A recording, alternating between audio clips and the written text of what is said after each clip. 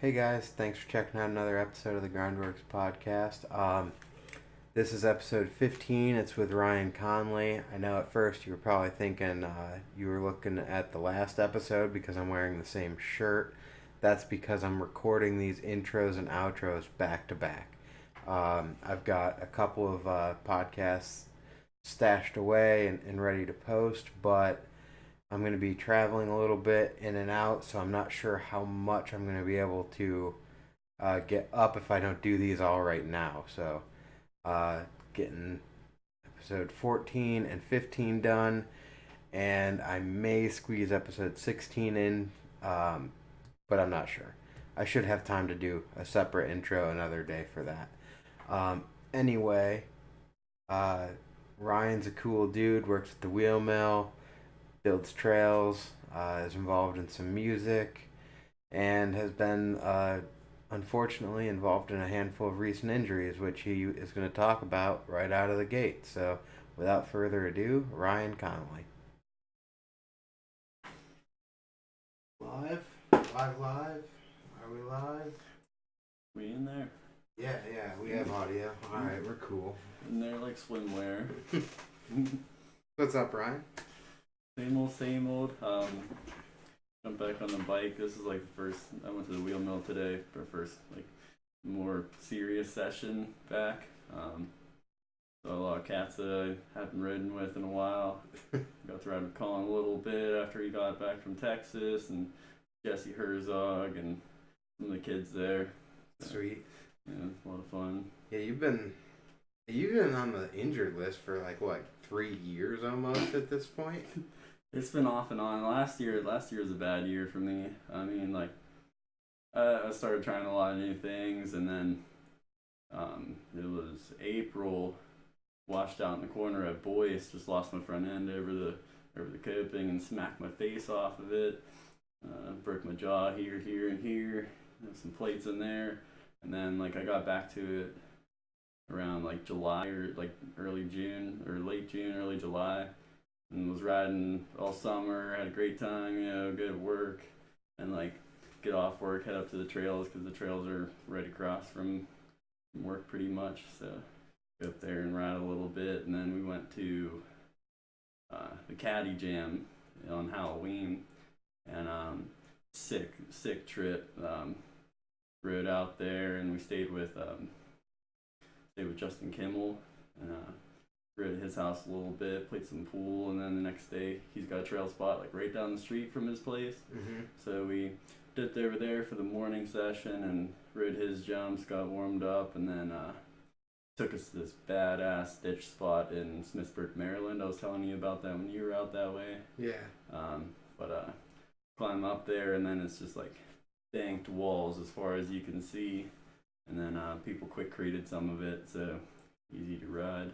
But went from there to Chambersburg, Dylan Mickey's spot, and it's like a public set of trails.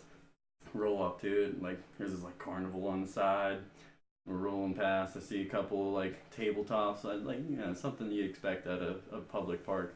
Mm-hmm. And then I look over in the back and I see a couple double. I'm like, no way! Like some sick trails at a public spot. Get out, smell of weed. They're blasting bunch of stoner metal like Electric Wizard and stuff. I was like, this is gonna be a badass session. So like everyone we went there with got through the doubles, and it's a good time. Those trails were sick. Stayed at the hotel that night and then went to Caddy the next day. And there are so many jumps there. Those guys are unbelievable. How like they started. They really never stopped. They sharped them for like a month or something with the carpets. Mm-hmm. Pulled them up and their butter and everything now, but that's so much to maintain. I give a lot of props to those guys, but they throw some sick jams. Well, especially like Caddy and Posh are super close to each other, so like we're like I know that they're kind of not the same crew, but I know that a lot of people go double duty on them too. Yeah. So it's not like you're maintaining one huge sick set of trails. You're maintaining 2 huge 6 sets of trails. Yeah, there's jumps everywhere, like as far as I can see. I've been to Bethlehem so many times, I've never even seen the trails in person. they're kind of back in the cuts. Like you got to park kind of far away and then ride there. But So what? as soon as you get into the woods, man, it's like being born all over again. You're just like, oh, just trails everywhere. You see everyone ripping. There's mad people there. And I was like, oh, I don't know where to start. And then like people are telling me about the small jumps. They got like 79 to the right, and those are like, but everyone was saying that they're harder to hit. So I was riding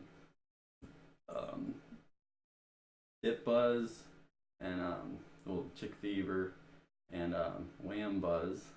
So like they got a couple sets up top, and then you like this S-berm, then you drop down on the bottom stuff with that big shark fin, and riding that all day, loving it. Like got it down like through the line like fourth run or something like that, and just having the greatest time, like training out with everybody. And it was on Dip Buzz. You like jump up, and you go around like the step on, step off berm, and then you step down into the bottom stuff, and then it's like a right hip. And I was nosing into the landing on the backside of the knuckle. And I'm like, I'm not nose casing and flipping over the bar, so I ditched the bike. Like went to baseball slide, but I got like propelled forward more and just landed next to flat. Went to baseball slide and just broke my wrist in a bunch of places, totally destroyed it. So that's why I was out this winter. But like when I threw my bike, I guess it bounced off and bouncing down the landing, and Colin was right behind me, and like bounced up, down, and then up, and then he rode right past it.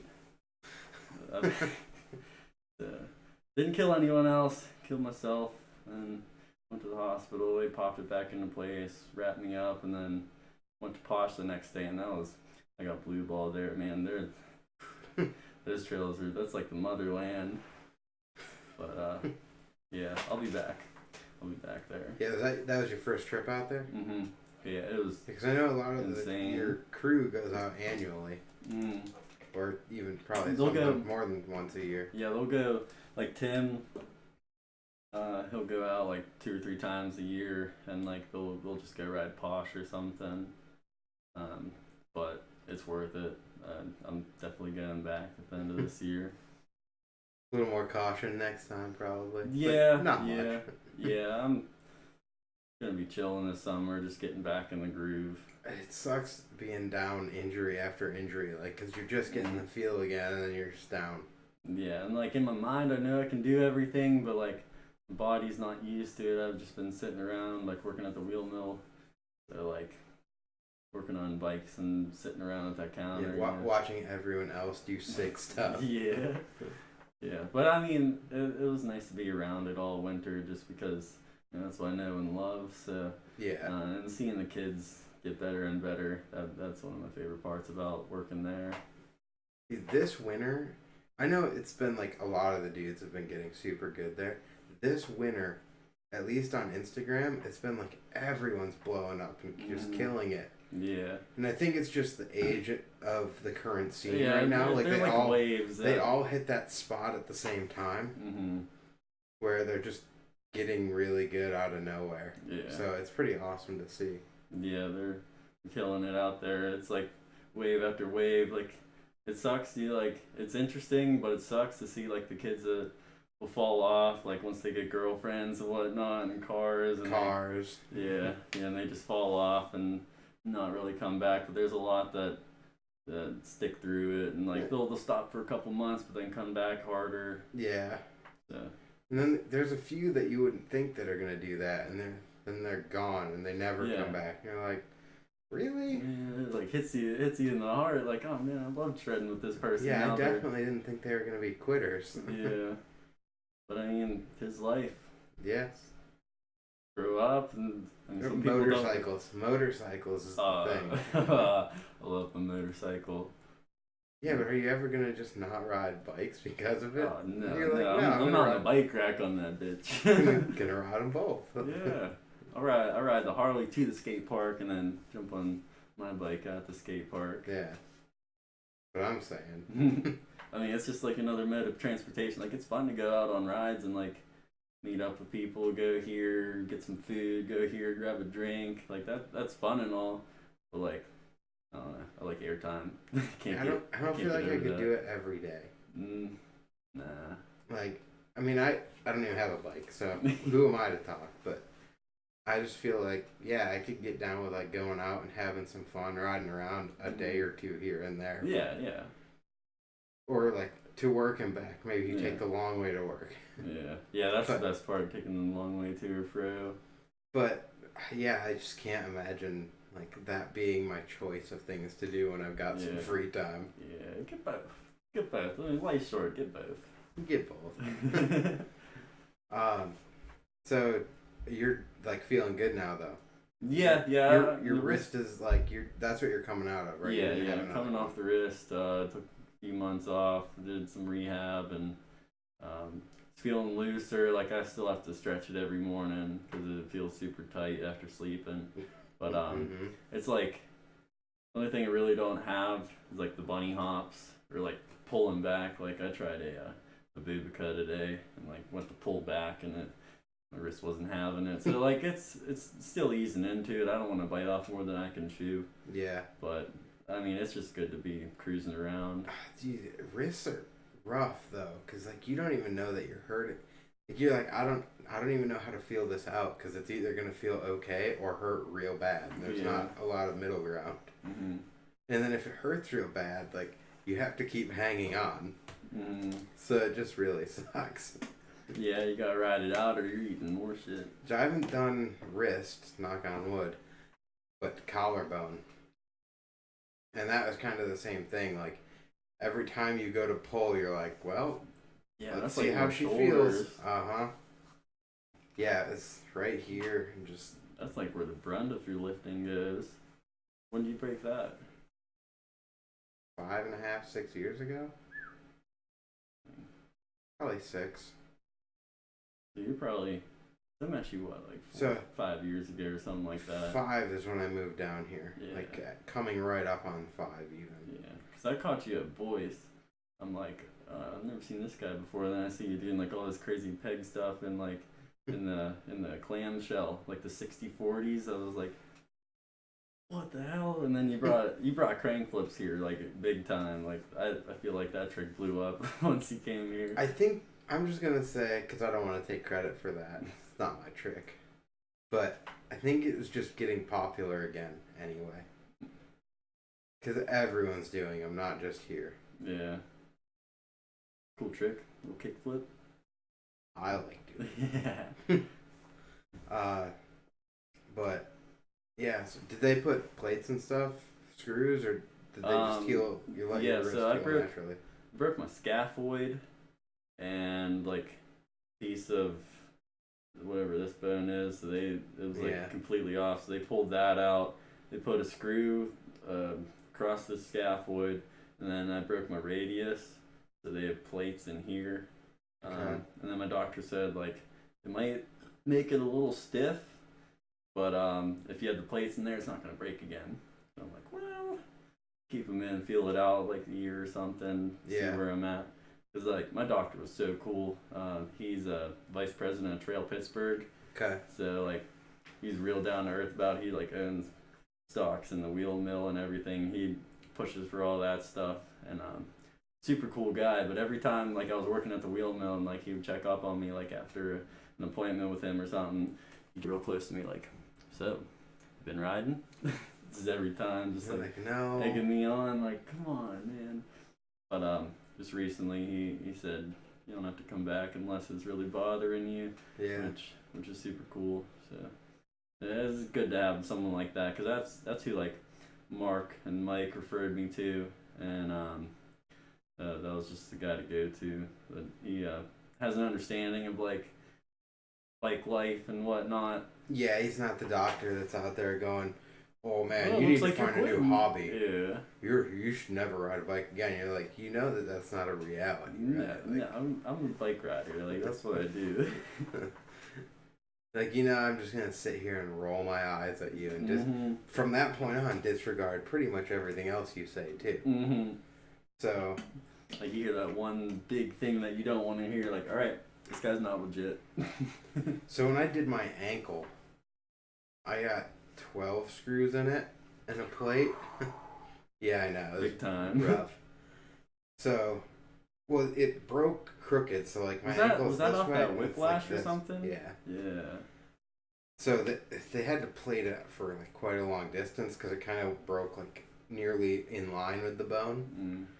But I have 10 screws up one side and then 2 holding like one holding the little knob on and 2 went all the way through. Dang. So 2 were in there to hold the bones together. Yeah. To prevent the leg from just kind of flopping outward. But that, they told me they were going to break. Like, these 2 screws have to come out at some point because they will break. As soon as you start walking, your leg's going to go like this and it'll eventually shear them. They're like, ideally we'll get them out before that happens because otherwise you can't get half of it out. Yeah.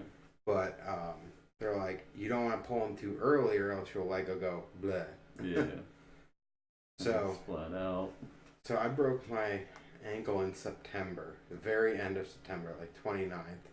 Was riding before Christmas because they told me I was clear to and I was past physical therapy.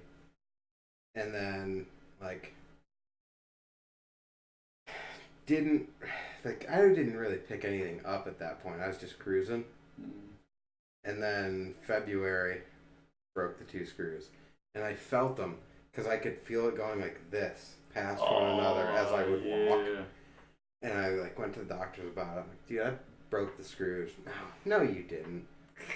I'm telling you I broke the screws. Like, I can feel it clicking, you know? And they're like, no.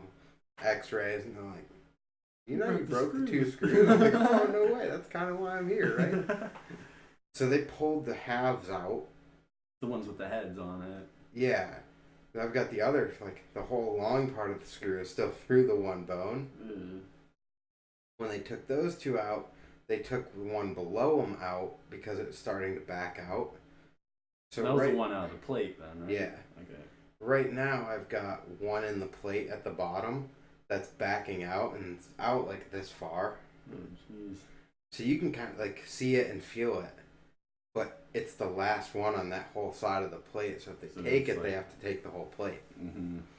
And it's like, it goes from being a little incision this big for them to back the screw out to a whole invasive surgery. And I don't really want to do it unless I need to. Right. But anyway, it's kind of the same as where your wrist is at. Like, if like they were to... I could go back to surgery and like have them clean some stuff up, but like... Well, yeah, they're going to cut in. You're going to have your plate taken out. Your muscles will atrophy again. And you're going to be like 6 weeks before you're able to ride again. Yeah, and like over the winter, it's clawing at me, man. Like I picked up the skateboard and I probably shouldn't have, but I mean, like I couldn't sit around and do nothing. I couldn't sit around and do nothing. And you have to answer your doctor no when they ask if you've been riding. Yeah.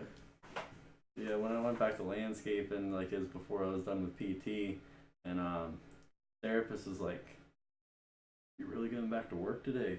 Oh man. And then like he just did like a whole big stretch session, like just went super hard on the wrist to get me loosened up. But I mean, like we're through BMX, like it's you know the same way. You get up and you go back and do whatever you need to do. So like for instance, Tim, when he broke his leg, like he walked into physical therapy. He was supposed to be on crutches. He walked into it, and everyone's like, "Oh my god!" But it's just how we are. Like, get back up. Like, if it doesn't hurt that bad, it doesn't hurt at all. Yeah. Well, and see, that's the thing is people are like, "Oh, that should hurt a lot," and you're like, you know, pain is relative, right? Like, you don't even probably know what pain really is, because, I mean, we can break some. I mean, you don't even get shock anymore. You just you go, great. Like, you know exactly what I just did. Yeah, you know it's broken. It's all swollen up. You're like, you're more pissed off than anything. Like, how many weeks is this gonna take? And they're like, well, shock should be setting in. You're like, I'm not gonna go into shock. This just hurts. Like, just deal with it.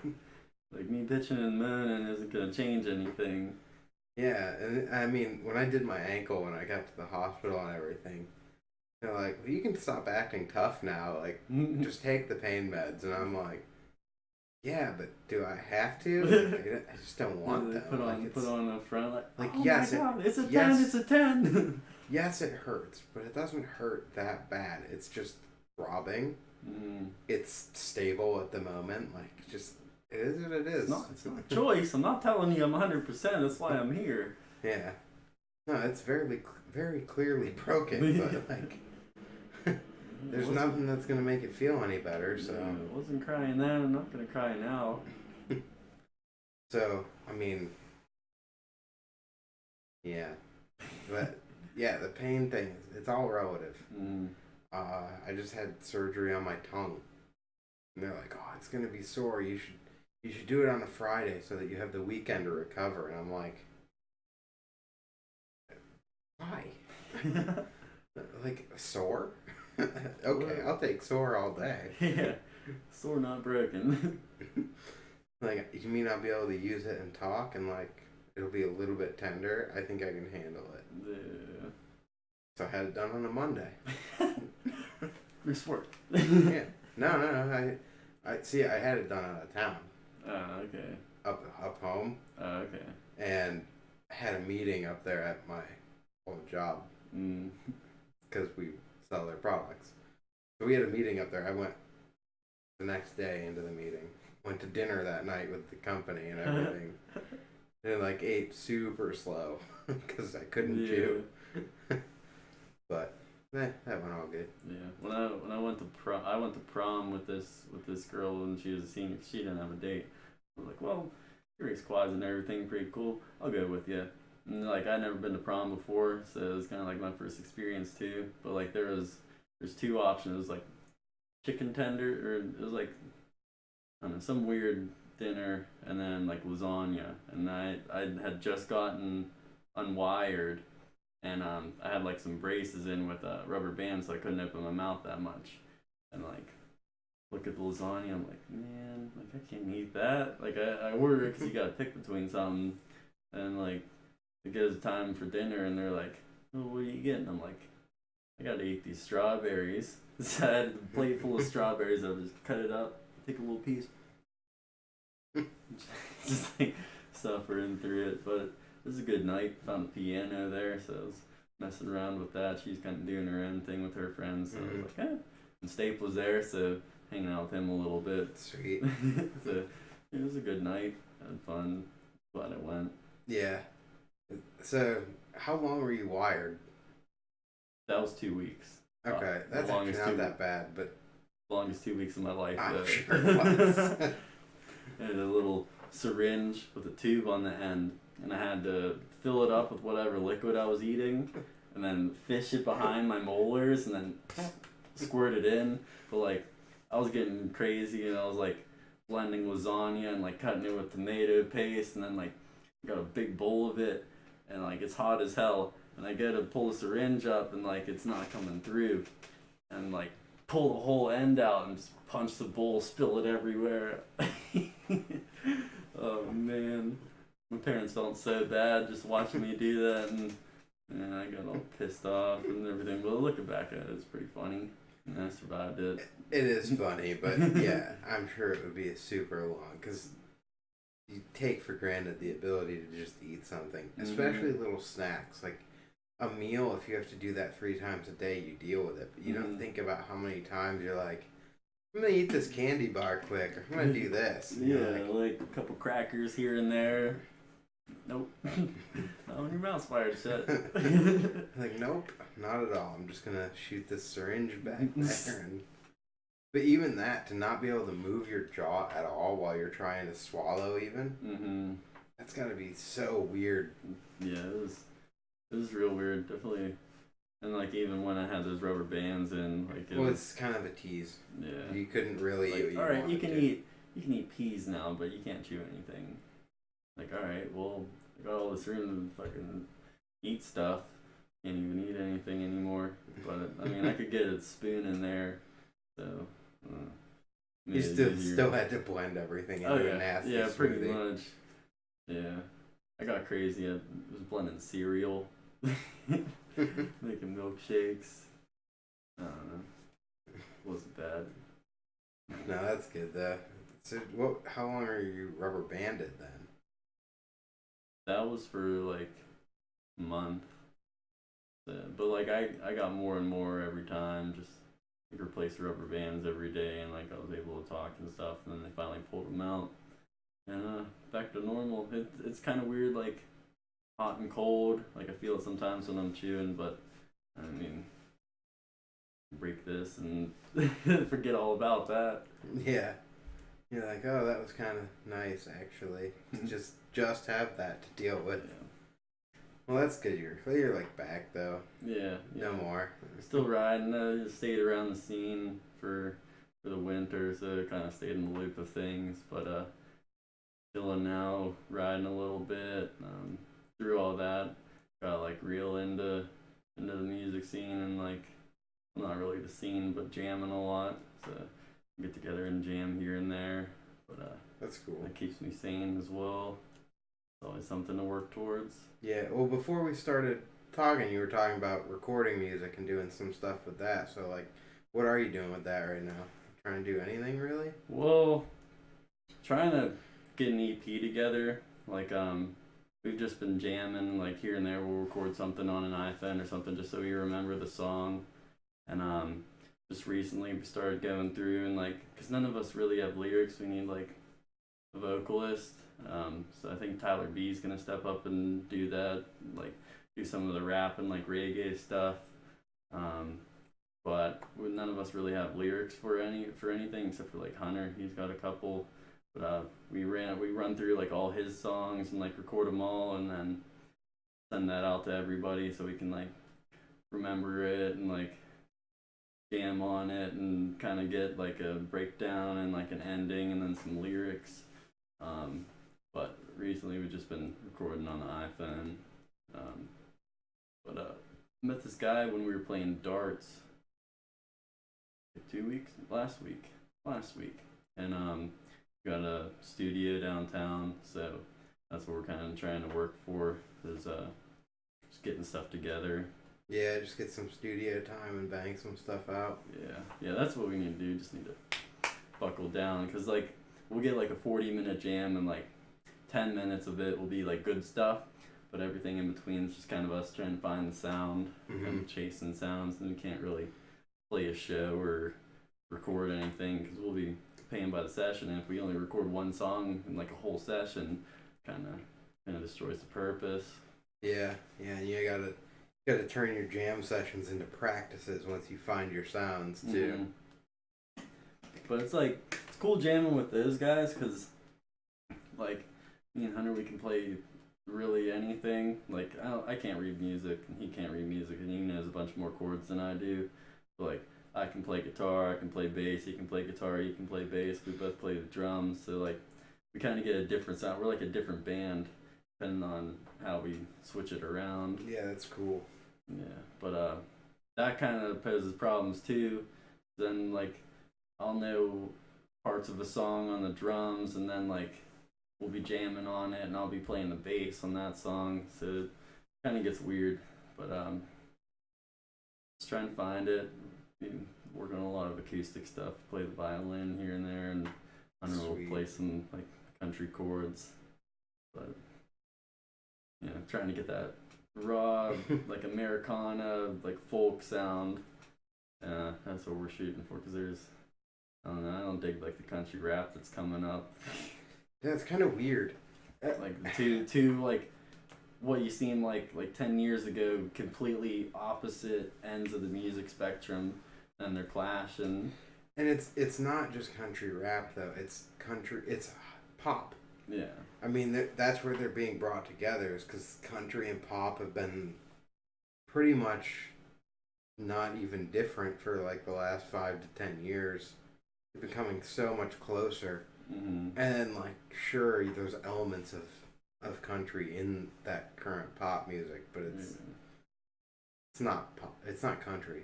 Mm-hmm. There's people still doing country music, but it's pop. Yeah. And then the same with a lot of the like hip hop rap. There's people that are doing it, but it's pop music. Yeah. And there's You just There's gotta no way find around it. You gotta find the ring in the chorus, and then just like center everything off that. And I feel like that's why people are just trying to get big, and they're not trying to build themselves. They're not trying to build a backlog of anything. They just want the next big thing. Mm-hmm. And that's cool if that's what you're into. Yeah, I mean, like I like listening to rap bangers here and there, like get all pumped up. But like, I don't know. I like the process of things. So like having something to work towards, like constantly bettering myself and trying to help those around me. But it's his life.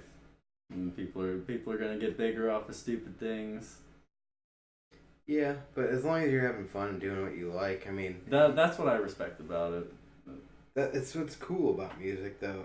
The only thing is that, like, depending on who you're doing it with, you have to all make sure you're in it for the same ideas. Mm-hmm. Like, if one person wants it to go big, and someone else in it's like, no, man, we're just a jam band. It's like, there's instantly problems. Mm-hmm. But it sounds like I don't know some of your dudes, but I don't think any of those guys are like, man, we gotta go big. No, no.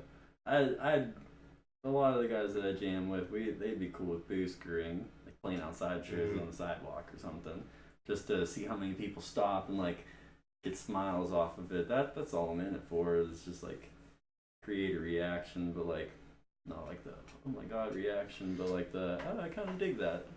Talking about like sidewalk band type stuff like that. You ever heard Too Many Zoos? I haven't. They're like some New York band, but they've had some stuff like they've posted from like Oakland here as well, where they're just doing like a march around. It was actually under their old Lucky Chops was their old band. And I don't know how many of them are the same guy. But the main guy was in both. Anyway, Too Many Zoos. If you have a chance, check them out. Because I mean, you would think they're just a jam band, and they're just like rip though. Yeah. But yeah, like New York City subway dudes. Yeah, I dig that. You talk about it's like it's a super brass heavy band. Mm-hmm. When they like dance around and stuff. Yeah. I know exactly what you're talking about. They're so good. That's the kind of stuff that you dance to. Yeah. I dig that a lot. I do Yeah, dig that. they've got some solid music though. Yeah. Every time I see them pop up on Facebook, I gotta watch it because it's so entertaining and just like happy music. And I've always been into the wind instruments, the brass. I mean, I love music as a whole, Mm-hmm. but like putting like instruments like that you don't really see on an everyday basis. Like when you think of band, you think guitar, drums, all that stuff. But seeing that kind of stuff and like seeing the people like take it seriously and practice it, especially like playing like that, making those videos, it's super cool. But it's something you saw a lot in like 40s and 50s music, obviously, because there weren't like a lot of other, you didn't see a ton of electric guitar or any electric guitar until probably like what, 50s? No, you got like huge pedal boards that are just massive. Like you can make any sound you want on a guitar now. And like, but you had to buy like a different guitar or like a different instrument to get those different sounds. Mm-hmm. But yeah, like 40s and 50s, there was a ton of like brass and stuff mixed in with your music, and then like 60s, it pretty much dropped off. All you didn't hear any of it. So whenever you hear it now, you're like, that sound is phenomenal. We were just talking the other day about something like that. Like we were listening to like Louis Prima or like for instance, Louis Prima, a super big swing and like jazz, and like we were thinking like our grandparents were going nuts to this stuff, and like this is like the chill music of today. Like you think about sitting on the porch of this kind of stuff, but they were going nuts to that. Yeah. I used to really like throwing on big band music at the skate park. Yeah. So there's a really good like internet radio channel called Big Band Cantina. Big Band Cantina. And you can just stream it, and it is so good to just put on and ride. Highly recommend it for the wheel mill. Ooh. Check it out. I know you used to be able to get it through Windows Media Player because they had like a streaming section, and I don't know what the current state of that is. But yeah, you could just pull it up on Windows Media Player and pull up all these different radio channels and let them go. Big Band Cantina is one of them. Band Cantina. Alright. Check that out. Because we're, like, I feel like we play the same stuff every day at the wheel mill. Like, I've been trying to get, like, cause we use Spotify and you can kind of tweak your playlist, get those daily mixes, like, with their algorithms.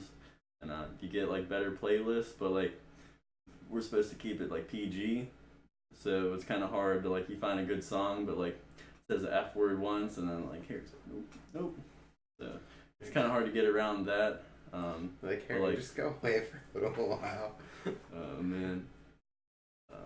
I mean, like, it is what it is. Like, you kind of have to do that. Yeah, I mean, there's a lot of kids there, especially, like, now is getting into summer camp season, and you're buckling down. It's, like, centered around kids at that point.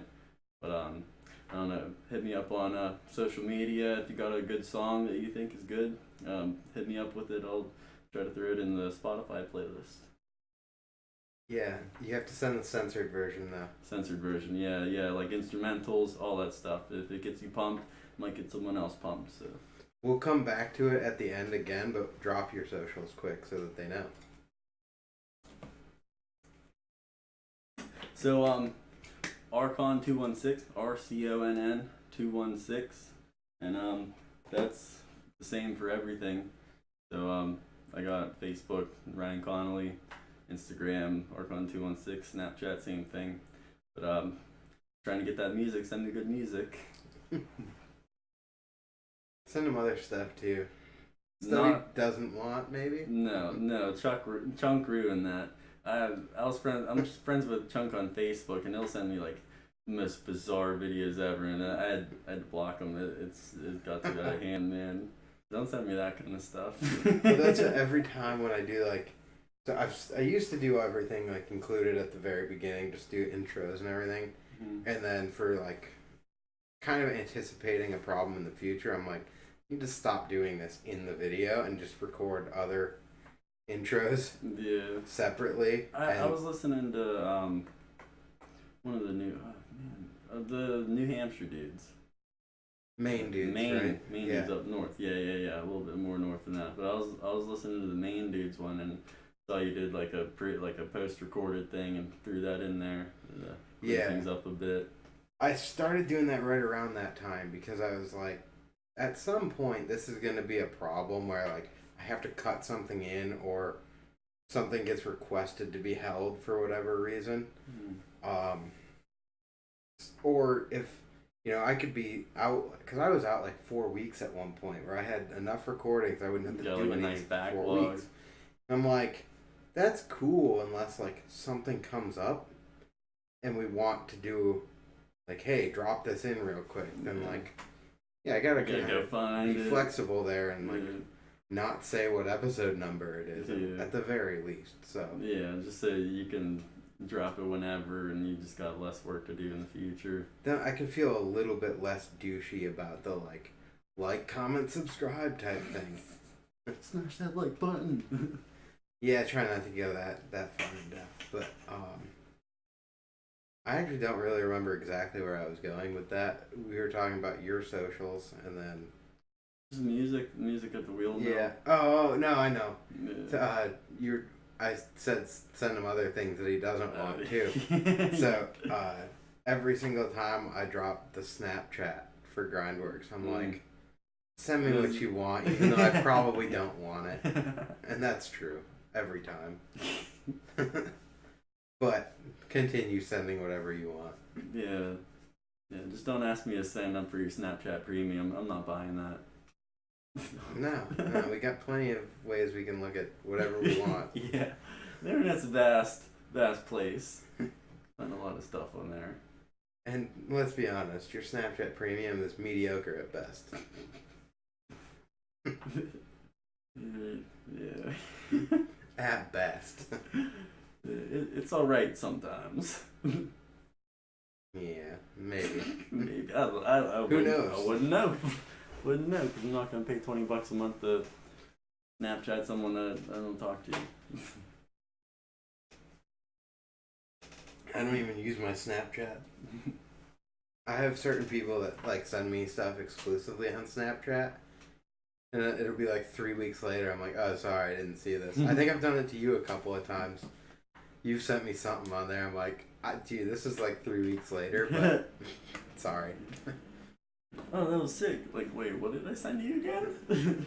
I think I actually think it was an Ice House thing that you had maybe sent me on there, like, yeah, I want to come out to the Ice House. And it was like 3 or 4 weeks later I replied to you. R.I.P. Actually, you know what, Ryan, that place isn't, we don't have that spot anymore, Yeah, that sorry. place has been gone for a while. Like, check back, I'm like, oh, well, if I had replied to you in time, yeah, that would have been cool. Oh, that would have been a dope session, but, you know. But, I actually work with a dude that, used to landscape for your landlord. And he was even saying that guy's a douchebag. Like, I hate working for him, so I can only imagine renting off him. He was pretty easygoing. Like, didn't care what we did, except for having a show. It was that show. I don't even know that the show itself would have been a problem. I think it was that he probably just had a bad day. Could have been. Because he was just like closing up the shop or something when like everyone started rolling in. Because I know like there was a couple trucks out, so like I tried to park away from that. And like I caught him talking to Tyler, like whatever he said, but I guess he wasn't happy with it. Nah, he's like, don't you think you should have cleared this with me? And it's like, no, you quite literally said, and it was in your lease, that you didn't care what we did here as long as we paid our rent on time. So no, I don't think we have to tell you anything.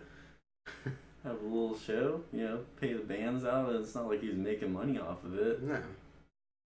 So, even if we were, who cares? We're paying you your rent on time. Yeah, dude. you asked for the rent, and that's it. We never had an issue, so. We did not get our security deposit back. I didn't ask for it because Tyler ice picked the wall like way too many times. Yeah, that drywall section. No, the whole thing. It just looked like cookie cutters had been stabbed into it the whole way around. And I'm like, you know what, dude? We're square. Fair enough. Like, I cleaned it all up really nice. Do any of those ramps still exist? Mm-hmm. Anthony and Max took them. Nice. The Barn Park and Master Arco meets. Nice. Has almost all of them, I think. I like that Jersey barrier quarter. Dude, me too. I wish the wheel mill took that. It takes up no spaces. I mean, they did like a similar thing along that sidewall, but it wasn't as good. When we were making that, when Van was in town, I highly stressed not to do a perfect radius because it's not fun. Yeah. You want the tight radius and then the mellow radius so you have something to bunny hop off of. Yeah. I mean, it was different. I mean, that was okay. Cool. It was cool. It was cool having a hand in that. But, not the way I would have done it, and it's okay. But I mean, they got their idea. Like Mike's the park manager, and like Van ran the contest, so it was cool. It was something that nobody rode, so that's the cool thing about it, and it was hard to ride, and I saw all kinds of crazy stuff that I never thought I'd see off of that, like the diving board. But that quarter's way better on its own, though. Yeah. Needs another one on the other side. But the other one needs to just be a vert wall. A vert wall in there would be so super sweet. tight vert wall. I heard talks of like them bowling it in like in the back, which would be super sweet. There's not really enough room when you think about it. Because it has to come out about 5 to 6 feet, and then you need some deck space. Plus, it's actually more than that because of the way like the structure and everything is in there and the cabling. Yeah. So like, I think you lose like 7 feet of the floor both sides of the room to do that. Yeah. Wooden bowls are sweet. They are sweet. Ray's is 2 hours away. They got a bowl. But it's also like Why not just make that room more street? Make everything else more bowl-ish. Because even the pump track would be a perfect one to just web everything in. Like, it's already got the side-to-side line transfers. True. Just web them together. That's what Harry did something like that for Woodfest, like in that Tech MTV room, like between all the log lines. He like did like slap boards all around it, so it kind of bowled in, so it's not as intimidating. But that'd be cool if you like decked in the pump track so you could go at it. That would be the most ridiculous bowl ever. It definitely get hectic, and there's a lot of people there trying to go all different ways. Well, then so what? Like, even make it so that you can do like quick pop-up walls. If you want to keep it straight, as is, make quick insert walls that go in and screw down, and then just have them like lift out with 4 screws or whatever. Because I know there's walls around there already that like shouldn't be there. Yeah, some of them come up pretty quick. Well, I mean, like the one that's at the very end of the track, so that you can't do the loop and go back around anymore. Oh yeah, I was kind of bummed on that. Like the tall quarter was pretty cool. You can do multiple laps. Yeah, it was sweet, and you know I get it, but I don't know. I feel like it didn't need to go away. I don't know. Pretty much every room in that place is filled up now with ramps. Like we got the inside of the 3-foot jump line all trailed in, and a couple other things. Like the park's pretty much full, so probably within the coming years it's gonna get tweaked here. This is gonna change. That's gonna change. It's almost too much to change now. True. Yeah. So I mean, a little bit here and there. Once everything becomes one giant ramp, like what do you do with it from there? Old bowl. You just web it in. I think we should shut the government down to get a bowl built. Screw the wall. Just have or build the wall and build. There a quarter better be pipe. banks, just banks and quarters. All along. Just build a big ass quarter pipe, both sides. I mean, hey, if you want to hop the board, hop the spine. If you stall the top to over, then like you're in. Repass. Here's a green card. Did you Abubica to no-footed nose pick to over? There's like a select trick list. Like, all right, you're in. Temporary visa. Just gotta shred. Bring the mega ramp to jump the wall. Dude, the CBS, get on this. Red Bull, sponsor it. Sponsor the wall. You got a better space program than the U.S. government, so might as well make the board control. I can see that though. It's Red Bull, the wall. Today we have free climbing on the wall. Next week, got the BMX contest. They could do so much with it. They probably would. You got live feed cameras down there. Just patch into that and send it to the major media. Nitro Circus. Nitro Circus board They jump control. around like tricycles. So dumb. So awesome. Yeah, it's something to think about. I mean, whatever. It is what it is. Bowl at the wheel mill. Bowl at the wheel mill. Seriously though, just web in the pump track. Be so awesome. Especially if you didn't do it like straight across, like the way you would expect it to be done. Just kind of like cross web some stuff, so it's like weird berm lines and whatnot. That'd be super sweet. So good. Tie it in all together. Get this section and this section, then jump over to this section. I'm for it. Let's make the movement. It'll never happen. No. I think at the point it's at, it would take so much planning to do it well, and then to actually execute it well would be even worse. Yeah.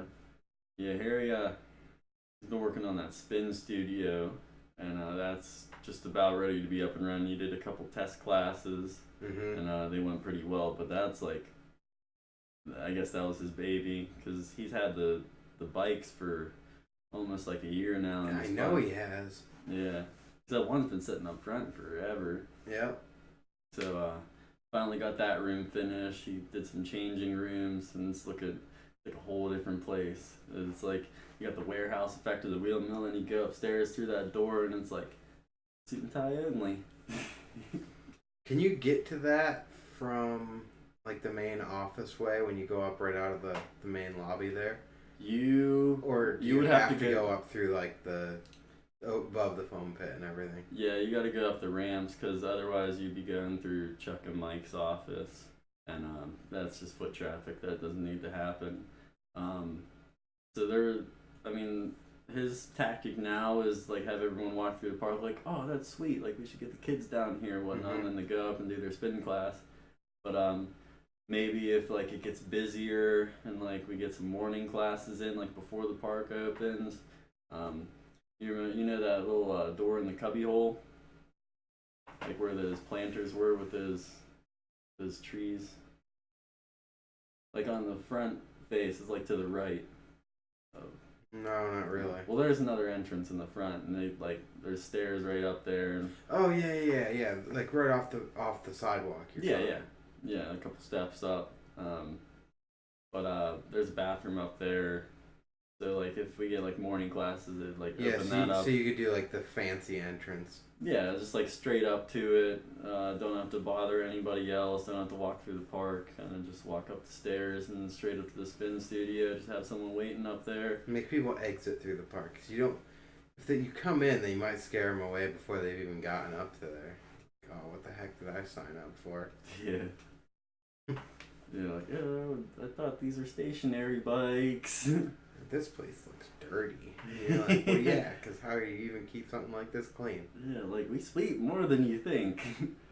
It's back the same way every day. The ice house is as soon as you finish sweeping, you're like, did I even do anything? Yeah. Looks good for a minute, then you come back and you're like, dang. Yeah, well, I know a lot of the time you guys won't even sweep, you'll just vacuum it.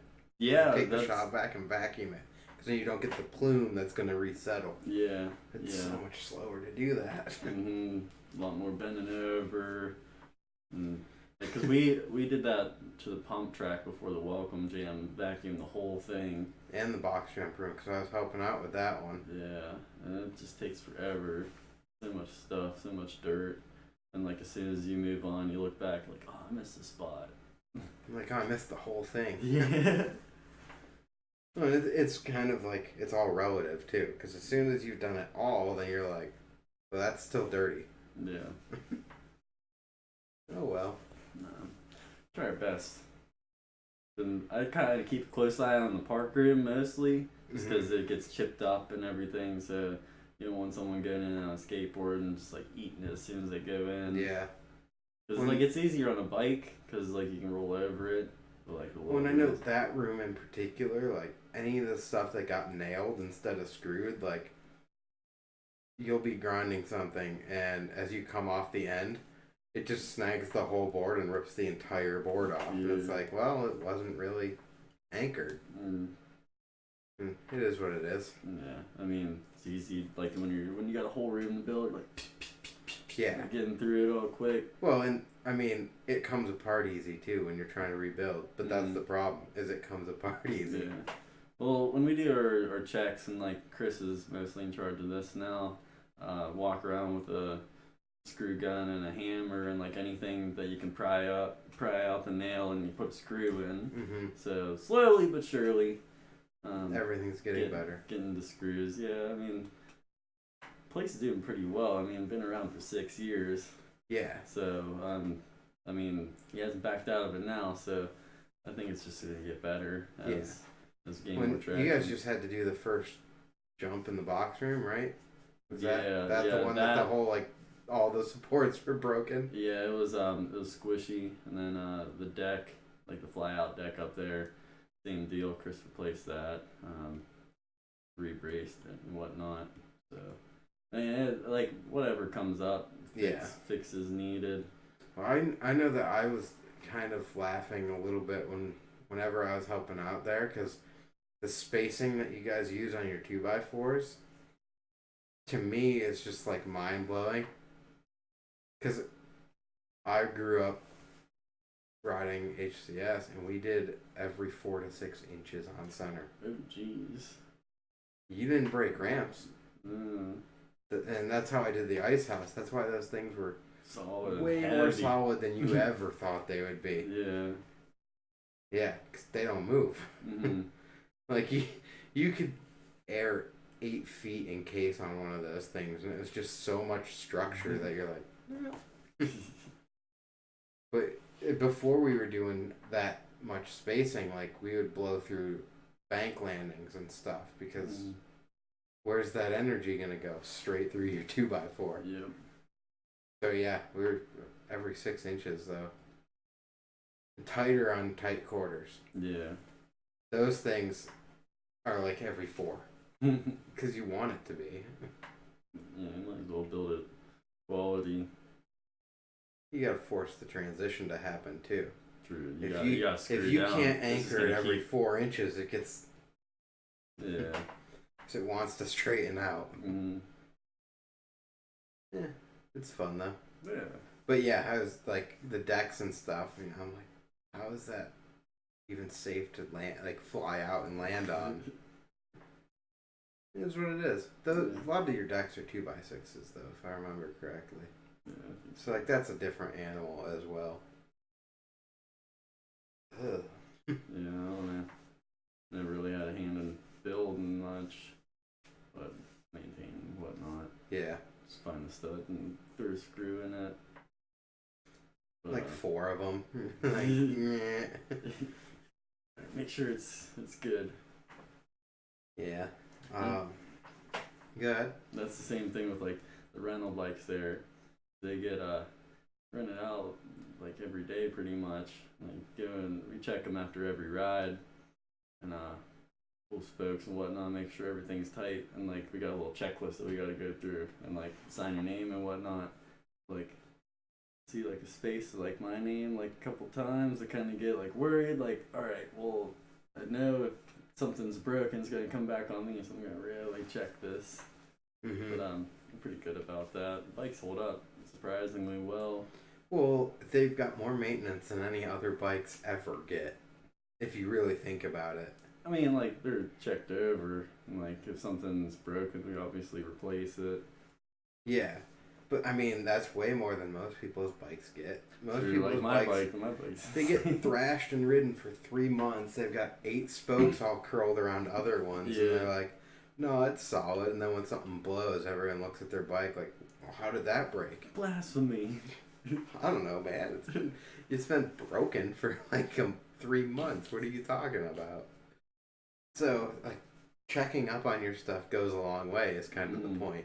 Like, you can take those realistically cheap bikes and make them last if you just replace stuff. Yeah, if you're watching it, like, you get a little creak in there, like, oh, I'm gonna go in there and check it out. Yeah. Whereas, like, even on my bike, I get a little creak, I'm like, it's not moving that much. Ride it in. It'll go away or get worse. We'll find out. Yeah. What are you doing now? Like, obviously you're working less at the wheel mill because it's springtime. Yeah, I went back to my day job, landscape. I cut grass.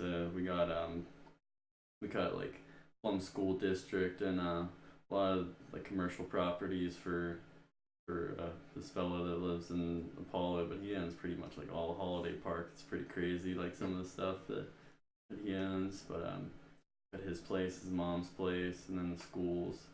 So keeps me busy, and then I'm down at the wheel mill like every Tuesday. I work an evening there, and then like this past Saturday was the Next Generation Jam, so I stepped in and worked. I assumed you were working then. Yeah. But it was cool that you got Ryder down there. Yeah, I was happy to get him down and walk him around because we went to the zoo earlier in the day. You're right there. And I'm like, yeah, we gotta at least go walk the Next Gen Jam. See what's popping. Like, hopefully next year you'll be able to ride in this thing and at least wheel around, you know? Mm-hmm. Because he can get on his little strider with the rocker base and rip. Yeah. But if I take it off the base, he doesn't. Is he even tall enough to like? Not really. Okay. It's like right at the point where he can touch the ground, But like not enough to but stay not to himself. like push good. Yeah. Yeah, so you're like, yeah, you can't really do this, man. We'll try it again soon. Give it a month. But was he stoked seeing everyone riding and stuff? Mm-hmm. I think so. It's kind of hard to tell. Yeah. He likes like the dumbest things. You're like, oh, I guess that's cool too. Like when we went in the upstairs and no one was up there no one was riding. Mm.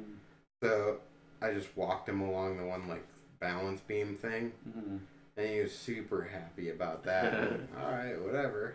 Nice. Not why you're here, but okay.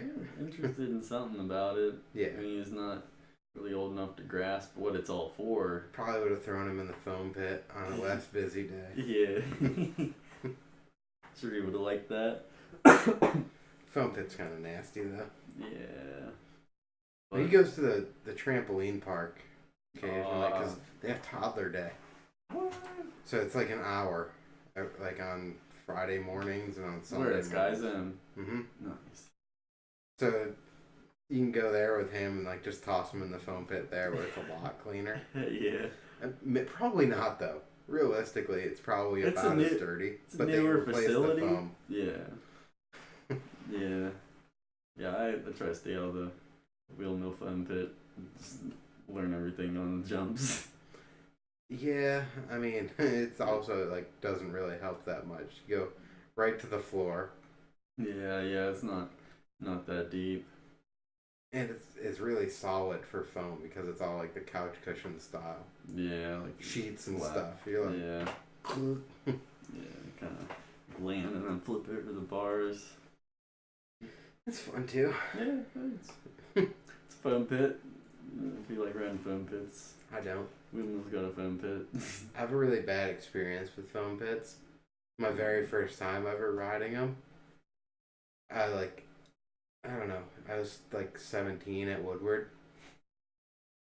Jumped in, didn't really like it. I'm like, yeah, I don't really like getting used to that feeling of like I'm gonna crash, and that feeling being okay. And then trying to transfer that onto a landing. Yeah. Well, so then I jumped it, then X-upped it, then 3'd it, and hit my face off the side of I didn't hit the foam at all, just like face. And I'm like, done with this. Totally not stoked on foam ever. Yeah. I've never liked it since. Like I'll hit it once in a while, but you really got to talk me into wanting to ride a foam pit. Like, try this ridiculous thing that you forgot you were stoked on. Like, I'll jump in, try it. Yeah, and then every time you're like, no, I wasn't feeling it. Jam my ankle in the foam pit. Yeah, end your night on a foam pit run. That'd be the worst. I think James did a couple months back. I think he slipped a pedal in there, and it's just like night over. The scariest thing is when kids are like trying to huck backflips or something, and they ditch their bike while they're Never upside down. go. Oh my god, just like see them pop their head up and their bike just come crushing down. I'm like, oh man, if I would have caught you 5 minutes earlier. Yeah, I would have given you the golden rule: don't let go. No matter what. Just hold on. Yeah, awful. And even though you tell them that, they still let go. Like, Oh yeah, it's just like a subconscious thing. yeah, but at least they know what they did wrong after you've already told them not to let go. Some people learn harder than others. Takes a little bit more. What's your favorite part of working there? Just watching the kids get better and better. I got handshakes with a bunch of them, just get them all stoked. But I mean, riding for free is cool. But I mean, like I just like having that's why I'm still working there over the summer. Because last year I didn't work there at all over the summer. Just went back for the winter. But I'm gonna keep a day there just to know the happenings and whatnot. But Yeah. I just like meeting people, meeting the crowds. You don't want to relearn your job, too. Like, Yeah, right, exactly. Like 6 months went by and they're like, oh, we changed this, this, and this. And you're like, a new hire. We don't do this anymore. You got to do that. And you're like, Yeah. yeah, that sucks. Kind of wish I knew all that. But any way that I can help that place, I will. It's just awesome. It's a great place for the kids. It's a great place for the community. So I'd volunteer there if that had to be a thing. But just any point, because I know you volunteer there sometimes for yeah, I got no problem things. doing that.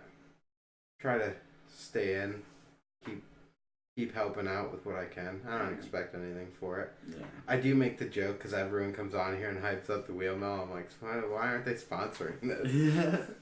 But I don't want anyone to sponsor this. I feel like that anytime I'm listening to someone's podcast and then they're doing promos for something in it, I'm like, That's just so it's compromised now. Yeah. Like this is real. It's all you. It's you and whoever you have on. You don't have to cater to anybody. You just kind of do your own thing. Yeah, pretty much. And I mean, obviously, like, people come on and they have personal biases, or like, if you wanted to talk bad about the wheel mill, it wouldn't be a good idea because you work there. Yeah. Yeah. But I mean, I don't have um, anything bad to say about it. Yeah, but like anyone that's sponsored or anything coming on, anything like that, like, you kind of know where they stand on certain things. Or that they just can't have a valid opinion. Yeah. Or not that they can't have a valid opinion, but like anything they say is biased. Yeah. So For whatever it reason. is what it is. I mean, all of our opinions are biased for whatever reason. Yeah. But being able to address them, or you don't even have to. Who cares? Yeah.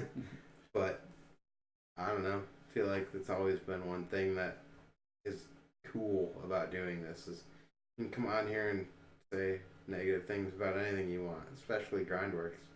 And I might even sit here and defend it, but I haven't had anyone come on specifically to just do that, and I'd probably just end the interview anyway, because like, come on, Dick. well, realistically, what are you coming on here for? Like, anyone in general, just to hang out, chat, do whatever, do what we normally would do on any given random day. Anyway, just the only difference is we're not just sitting on bikes. with this stuff over here. Yeah, like people can watch this if they wanted to. Yeah, but most likely they won't. Actually, surprisingly, most views are on YouTube. Really? Like, it's probably like 5 to 1 almost per episode. Five listens on YouTube per listen on anything, Anchor, Spotify, Google, Apple, all that together. Yeah. So that's surprising to me. Every time I'm like, who wants to look at our goofy faces? Actually tuning in, watching it instead of playing in background or whatnot. That's pretty cool though. Yeah, and I think it's probably gonna slowly shift. I also don't know how much people know, that they can watch it or just listen to it, because it's not like YouTube makes it easy to listen on the go. You gotta keep the app open. Yeah. Or pay extra to have their YouTube Red or whatever. Yeah, that thing. No. So, I don't know. That's what I've been looking at, that temporary portable recorder that I showed you earlier. Yeah. I want to use it, but my primary audience currently is YouTube. Yeah, so you gotta get the cameras on. Even if I don't have cameras, I still at least have to take a picture of us. Yeah. And then just put it on there. Yeah. In the worst case, you're just going to listen to it anyway. But, I don't know. Kind of got mixed feelings about the portable one. It's an alright setup, though. Yeah. Yeah, I'm interested to see how that works out. Me too. Have you done anything with it? No, I've had a couple of interviews lined up here and there, and then for various reasons, they've fallen through. Just scheduling or timing or any other thing like that. Because I had one up in New York I was supposed to do, and we hung out and we were talking about something else, and we moved to my brother's house and we were going to just do it there because it's a quiet spot to do it. And then he was talking to us and showing us some stuff, and it got to the point in the night where it was like, alright, we're not diving into this right now. Let's just do it another time. And then it didn't happen that trip. Then I was supposed to do one last weekend when I was out at Ollie's. And they're closing down, huh? I think they're already closed now. Oh man, it's a bummer. We got kind of past some insider info before that was happening. Like, hey, you need to make a trip out here ASAP because they're going to be closing. They just haven't announced it yet. I'm like, thanks for the heads up. We'll make it happen. Yeah. And that place looks cool. I see a lot of that stuff from like Zach Newman. Yeah. He's there a lot. But that's a bummer. That looked like a cool spot. It's really fun.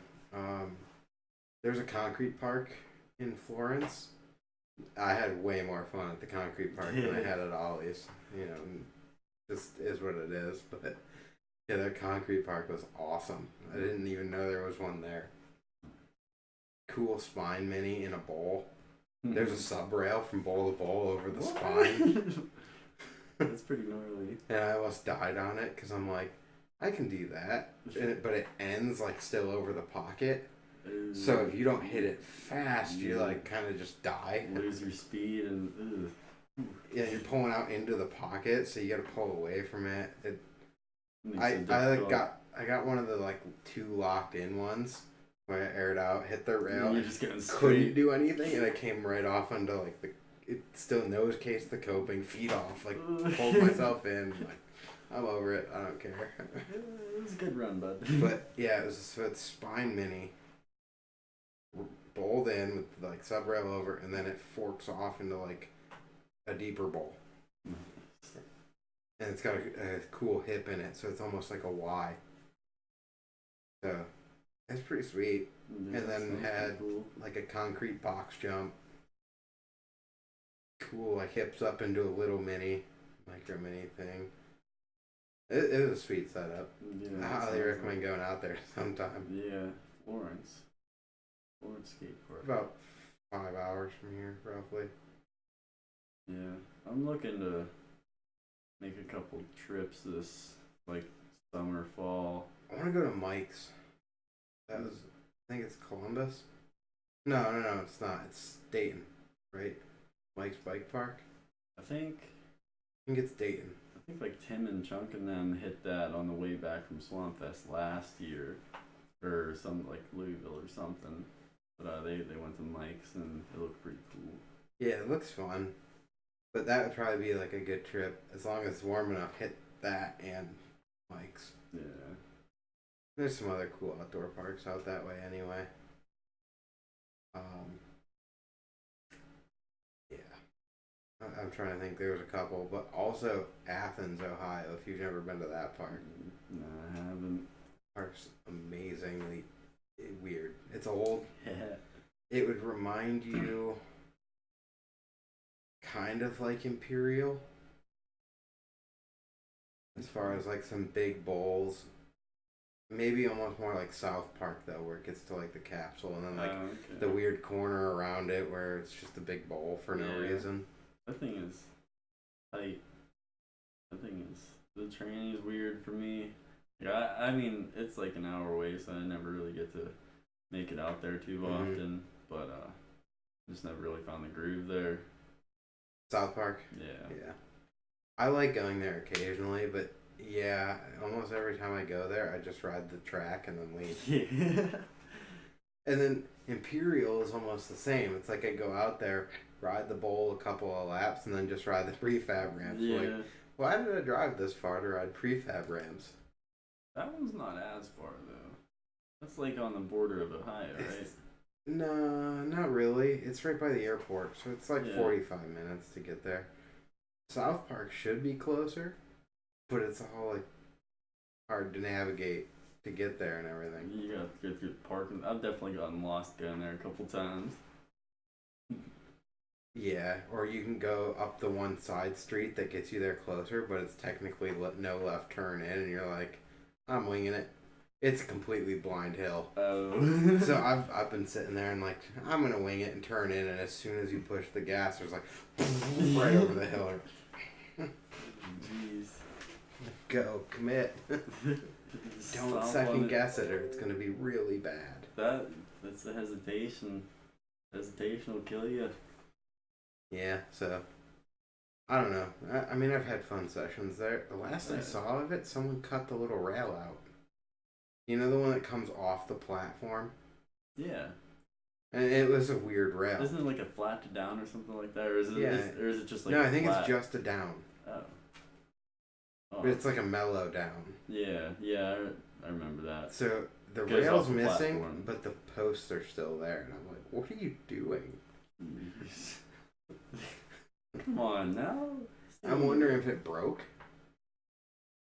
But like if it broke and it got hauled out like by someone the park. could go in there really quickly with like a DeWalt battery grinder and at least just cut the rail off flush.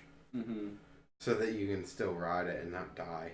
Yeah, that's kind of sketchy because if it was the park doing that, you would think that they'd take some safety precautions for it. So no one clips it and eats it super hard. Yeah. But if it's some skater or someone that did it, you could have at least bent the pole over. Yeah. More pole jams. Cut the low one off. Leave the top one off the platform. Ooh. Pole jam flat. A little step down. That'd be tight. Be tight. Go make it happen. Yeah. I mean, you'll get in trouble for breaking the rail off or something. You'll be like, whatever. Get charged with something stupid. Yeah. Destroying public property or something like that. That park has like a couple fun things though that I really like. I like the small bowl. With the little like pointy hip. I like that thing. I don't actually like that. I like the very high side of it where it's super tight hips and quarters. Oh yeah, like the little shallow end. But yeah, I like steep. gapping over it. So like coming in from the side and just doing the hop across the little channel into the quarter. Oh, that'd be dope. Super fun. You gotta come in fast at it. Cased it a couple of times. Landed flat a couple of times. Yeah, it's what it is. It's cool though. Yeah. But yeah, that you gotta never has really, a good groove. Really gotta be thinking about like where you're gonna go. A lot of it's tight too, like that little side piece behind the capsule. Like you gotta know where you're going for that thing. Yeah, I've just like I've had fun sessions there, but I would not. Every time it's hardly worth the drive. Yeah. Like getting yourself like planning on going to South Park, and it never really happens for me. Yeah, it's always got to be like a last minute thing. Like we're going to South Park. I'm like, okay, fine. Yeah. Imperial's a little bit easier of a sell because it'll be like 9 o'clock and getting dark, and it's like, let's go to Imperial. Yeah, they got some lights. All right, they're lit till 11. Let's go. So that one's easy. I try to avoid pitcher at all costs. It gets too congested there for me. I don't like that company that builds those parks. And I'm pretty sure it's Grindline. Might be. But I don't like the like precast concrete obstacles, like their benches and stuff. That they're already chunked up. It's the same ramp at every single park because they're pouring them in a factory, transporting them to the site, and then fitting them. I'm like, the bowl ride's okay. I don't really like it, but the bowl ride's okay. But it's because it's made on site and it's made to fit the land. It's not like, well, here's the same ledge we put in every park. Let's put it here. I didn't know that. Recasted. I mean, so if you go out to any of their parks, it's the exact same stuff, just in a different order. Because they did the Cleveland one right at the same time they did Pitcher. And they're like very, very similar. You'd be like, oh yeah, they are doing the exact same thing over and over. And then you go to like I think it's Boyce, South Park, and Imperial. They're all built by the same people, but it's so unique. Everything's different. Like in the Big Bull at Boyce, every wall is different just because that's how they had to make it or how they made it. Yeah, I mean that's a little bit of like not being that good at what you're doing, but yeah, I mean that's part of it. But it's unique. You're not going to find anything like it. Yeah. Well, so I've always said something about just like even building mini ramps. I'm like, well, if all you want is to air a quarter, you can just build one quarter, and something else, and then you can have a quarter to air and something else. You don't need two identical quarters to air back to back to back to back. Mm-hmm. It's never really made sense to me, but clearly that's not what I'm into riding. Yeah. So, like, I don't know. I would not look at building the exact same thing on two opposing walls, though. Yeah. And I know that it's easy when you're building parks to cut a template and just put that same tranny everywhere. Mm-hmm. But then everything's so boring. Yeah, like you feel the same off of every single one. Yeah, why would we build a bunch of the same thing? Like, Yeah. okay, yes, one of this is really fun. Two of this is not twice as fun. It's the same amount of fun twice. Yeah. Kind of gets repetitive. Like, okay, I'm over it now. So, I don't know. That's my weird opinion on that stuff. I feel that way about most stuff that's like, okay, you did the same thing here. Yeah. That's what I've liked about trails, though, because I grew up riding trails. Yeah. I don't think you can build the same jump twice. You can try, Yeah. and it'll be close, but the first one's always going to ride way different than the second one does, for whatever reason. That's what I like. You gotta learn it, and like even between years, like the same jump, like especially up here over the winter, like will dry and crack and Ground shifted. You gotta slide out. It's different every year. By the time you restack it and recode it and everything, you've moved it 6 inches closer to the jump before it. Might as well make it a little taller. Yeah. Yeah, well, we went 6 inches closer. We didn't move it back. And by the time we restacked there, we gained like 3 inches. And yeah, of course we have to make it taller. Yeah. And then everything rides faster. Everything airs higher. Yeah. You'll even get that like between like a wet day and a dry day. Like some days the trails are ripping, like you don't pump once, and then like other days like you gotta work to get to the next one. You kind of have to build them for the squishy day. Yeah, yeah. And then learn to control it on the fast day, because What those brakes are for. if you build it for the fast day, you'll never make it on the Right. slow day. Mm-hmm. But yeah, I haven't had a bike with brakes on it since I lived up in New York. Yeah, I've never seen you with brakes on a bike. But I have a frame right there. Oh, the white one. Yeah, it's actually has brake mounts on it. What is that? Dang, it's a monster. It's a barcode. But it's been broken numerous times. Yeah, I can see some welds on there. The top tube was cracked, so the inside gusset was added. The seat stay was cracked, so that gusset was added. G1, baby. But yeah, so that bike up there is the one I was riding before I built this one. Mm-hmm. So I have a complete part set. I just need the brakes. So that's pretty sweet, though. It's gonna So- add so much. I'm like, all I need to do is put those parts on that bike and get a set of brakes, and I can come cruise Monroeville. Yeah. Come on up. But it's been 6 years at least since I rode trails. The last time I was riding trails, I butchered my ankle. The left hip, straight double, right hip, left hip berm. Up at him. Yeah. But the left hip you had to hit on the far outside, the very first jump. Yeah. Or else you'd land super good and not have enough speed to clear the double. Yeah. So if you didn't hit it from the far outside to the inside and kind of racer it, Yeah. you weren't making that next one. But I landed flat on the racer and just like straight up to the middle, ankle down. So like, I mean, they weren't running that well. They weren't being taken care of really. But I was up there with my buddy Cam. We were both working on them.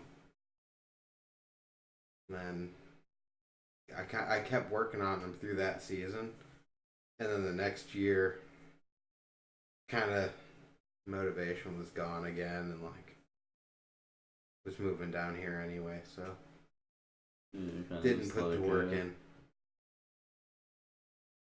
No, it is what it is. But those trails were like 45 minutes from my house too. Yeah, that's kind of a haul just to like get a dig day or something. They were on a mountain out of like rocky dirt, so you could not dig in them for a year and they would still ride fine. Pretty cool. Yeah, I mean, if you like that kind of thing, I don't mind the bumpy trails. Right, just throw the PSI a little bit. So it was like if it didn't need to be recoated or something, but it's not like you could just rake the surface and then just add a layer. Yeah. Because you're digging rocky dirt. Like you're tearing chunks out of it, and you got a huge patch job. Yeah. So you're selective about what you did.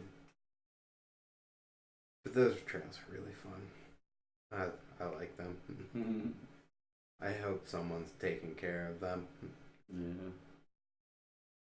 It's always a shame. Like I have a spot by my house that like they've been the neighborhood jumps for as long as I've known how to ride a bike.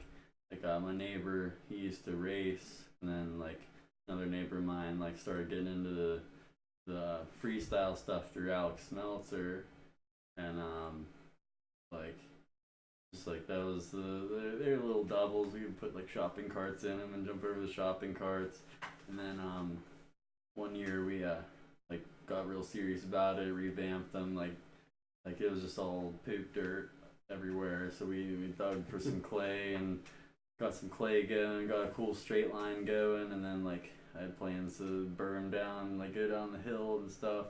But like every time I get the motivation to go down there, it's all grown in. I gotta clear stuff out, and then I like get like one dig day, and then like I'm like, all right, well I'm getting up to Monroeville. Well, I mean, especially you're already like in the scene. You already work at these trails. You have a good set of running trails. Like, kind of why would you start a different set? Yeah, and like Tim says, I can dig whatever I want up there. And like try to pass that up. But I haven't gone up there that much this year yet. But come summertime, I'll have nothing else to do but go hang out with trails. Yeah. Throw some shovels, grill some food. I feel like that's the thing that I like most about the trails. You're not there for the session per se. Like obviously, like you take your bike up there and you ride and everything, but like grill out. We got a nice grill there, picnic table, just kind of chilling. It's just like the laid back, away from everybody, just like-minded people hanging out and talking. I can relate that highly to like how we had the ice house, where like there were days where we went there and we either didn't take our bikes out of the cars, or if we did, we still didn't ride them. We like hung out, we just threw darts or something, like ordered pizza, threw darts, went home, and you're like, all right, that was fun. It was like, night. Well, it's our spot, man. Yeah. Like, it doesn't matter what we're doing there. It's our spot. Yeah. It's our go-to, like wherever. It's the place we want to be. So yeah, fully get it. Riding or not, you're with your buddies, you're having fun. Like I feel like that's what a lot of people are missing. Is just like do it for the fun, do what makes you happy. And people try so hard to do things that they're not good at or they don't like just because they have to for like a job or something. But people miss out like on the simple things, just like hanging out throwing darts. Yeah. I mean, like the trail scene alone is like probably the best community of riders. It's but different. Can also be like the most, like, I don't want to say jaded because it's not the right word, but like if you're showing up at the trails a lot and you're not helping out, they're gonna let you know that like, hey man, carry your weight, or like you don't belong here. And I don't think as much like the Monroeville scene, but like I've seen it.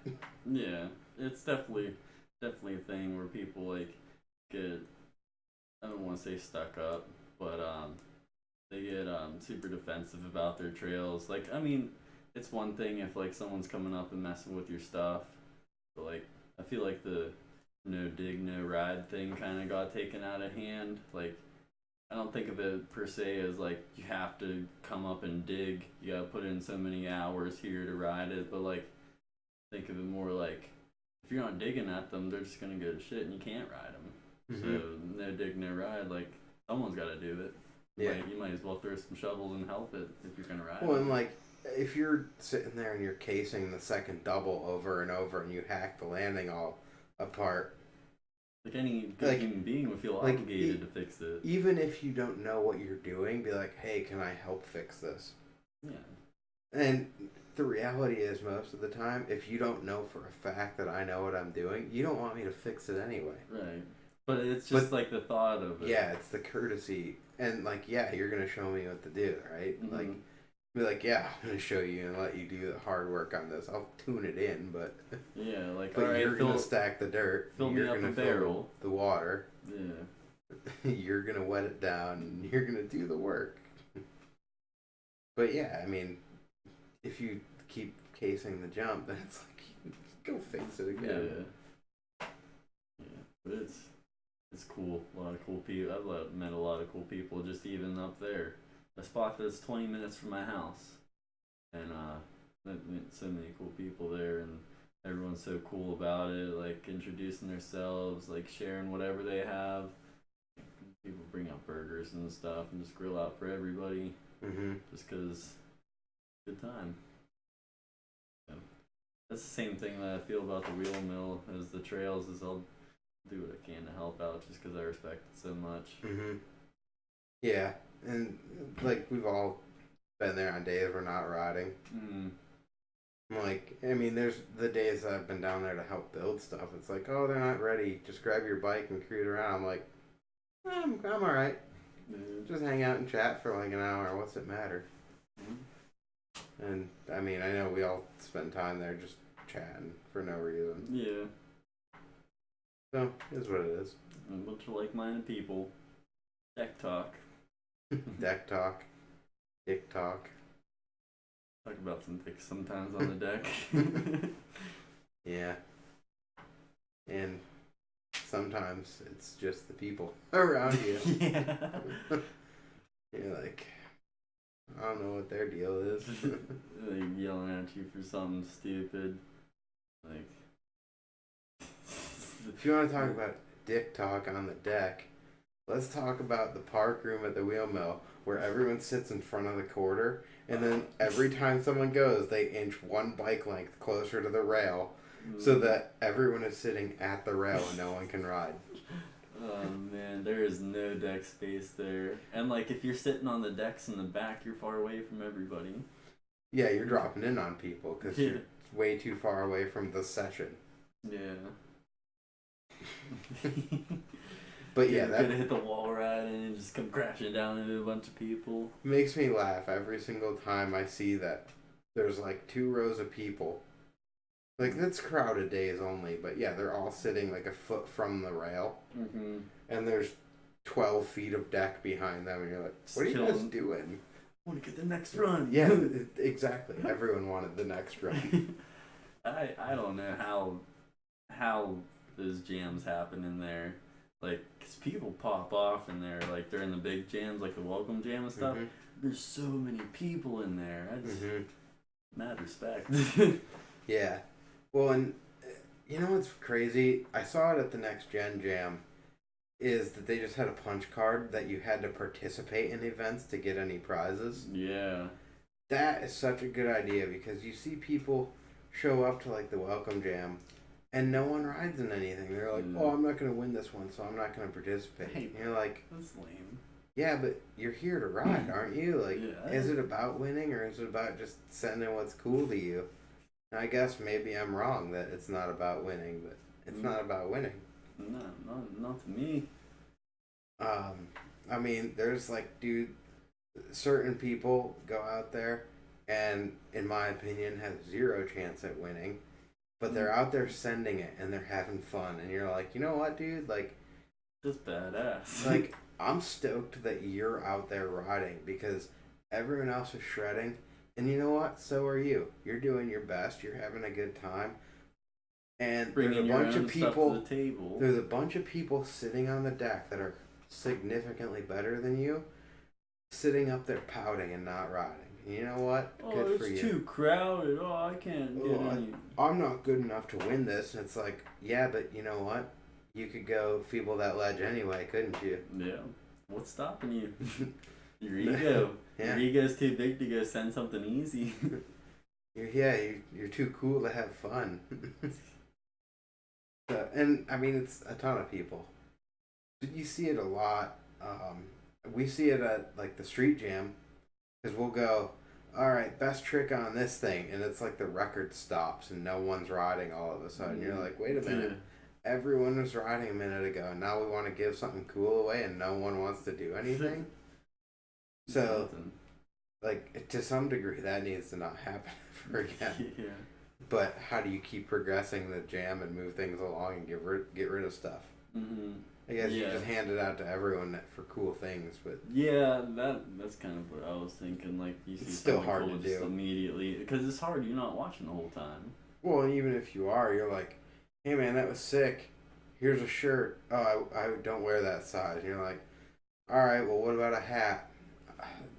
All right, you don't want a hat? Like, you're just going through like your inventory. You're like, all right, well then you don't get something cool. Yeah, F off, man. I'll give it to this Here, dude. This kid gets a cool shirt then. This kid's stoked. You did something cool. He got a shirt. High five each other for the camera. Yeah. I'd see a lot of like stuff like that with a bunch of good riders. Just pouting like they're really good, and they're doing things that I could never imagine doing, and like they're just killing it, and then these kids see them pouting like, oh, I suck, I'm awful. Like, dude, you just did like a truck driver to whatever, like down rail, big rail, just doing the most ridiculous things, and they're like, oh, I suck, I'm awful. Like, what is that doing for the community? What's that doing for everyone else? You're just bumming everyone out. Go leave. Yeah, well, that, or they want to enter easy. They want to enter AM because they just want to win it. And you're like, I don't know, man. I've entered enough contests in my day that I'd rather come in last in pro than place in easy or amateur or anything. And at this just point, sandbaggers. Well, at this point, I almost laugh at it because all the really, really good people, like the younger, really good people, enter amateur. And then when you look at like the pro class, you're like, well, we're all way worse. We're all way worse than that kid, but like, at least we're all here to have fun and we know our place. Yeah. You're like, I'm not gonna beat up on some 12-year-old in the amateur class because I think I could win. Like, no, I'm gonna ride in the pro class or like the open class or whatever, see where I stack up and like jam with the good dudes, because you learn some stuff watching the good guys, and like you're up on the deck with them, you're getting the vibes off them, you just feed on each other, and that's what I like about the jam setting. The other thing is, you kind of have to go by how long you've ridden, whether you're like really, really good or not. Like, I've ridden 15 years. No, I've ridden way longer than that now. I've ridden 20 years. So, 20 years, like, how can I not enter at the pro level? Yeah. Or, I guess, if there's like pro, then I have to enter expert, but like, still. How do you not enter that? Like, I've ridden for 20 years. I can't enter amateur. Yeah. Or intermediate even. Like, it doesn't make sense. No.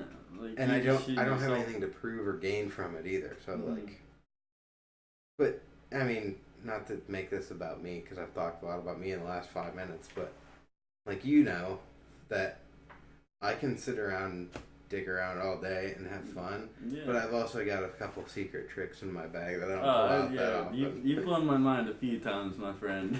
It's fun. Yeah. But that's also the reason I know, like, you have to just enter at the expert or pro level. Just bring what you have to the table. Just work on. I never liked sandbaggers. No, it's frustrating. And It's funny though when you're like, that kid should have totally entered, bro. Yeah. I like when people call them out on it and they don't win anyway. It's like, well, you sandbagged, so you lose. Yeah. Second place, yeah, you would have been like fourth place in the pro. Come on. Or you would have won pro, but like you didn't because you tried to enter with beginner kids. Yeah. But I've seen people do it by like how long you've ridden with your classes, and that one doesn't really work out that well either, though. Yeah. It's like you just look at certain people don't progress, and they're like, "Well, now I got to ride with the really good dudes," or the people that progress ridiculously fast. Like they've only been riding for a year, and they can already do like, I mean, granted, fly out whips, but like fly out 3 whips and like fly out truck, and you're like, well, that was a cool 9 months. Wait, you can't ride fakie? How did you never learn to ride fakie? Yeah, there's something like that either. Just like working on the fly out tricks. Like, I mean, I get you got a goal to do, but like, you really know how to ride your bike and you're trying to do tail whips and bar spins and all these tricks that are like if you go like the Olympics, for instance, they're gonna have the Olympic BMX freestyle, and like that's gonna be a mix of like people who ride like all the time, like that's their life, and then there's gonna be like I feel like there's gonna be athletes from other countries that are just like excellent athletes, like all around athletes, and like they're just coached into do as many tail whips as you can, throw a bar spin in there. Like I'm surprised. China. I think it's China. They're just like a bunch of like A-list athletes there, and just they're teaching them how to ride bikes. Just gymnasts. Yeah. So I don't know how much you followed it, but there's only 9 athletes in total going for BMX. 9 male, 9 female. There's only like 8 countries that are participating in it. Yeah. So one country gets to send 2 people, but otherwise, like Team USA is all actually competing against each other for the spot. So it's not really a team thing at all. True, yeah. It's kind of just like the semifinals for who's going to get sent there. And obviously there's like the whole injury possibility and everything. So you gotta but have yeah, backups. it's like you got look at the US list of riders and think about like only one of them is going to get to go, maybe 2. Yeah. Or Australia, those dudes. Only one dude. Or 2. That's crazy. That's crazy to think. Like, there's some shredders from Australia. They do some wild stuff. Yeah, and it's gonna come down to 1 or 2 of them. Just mind blowing.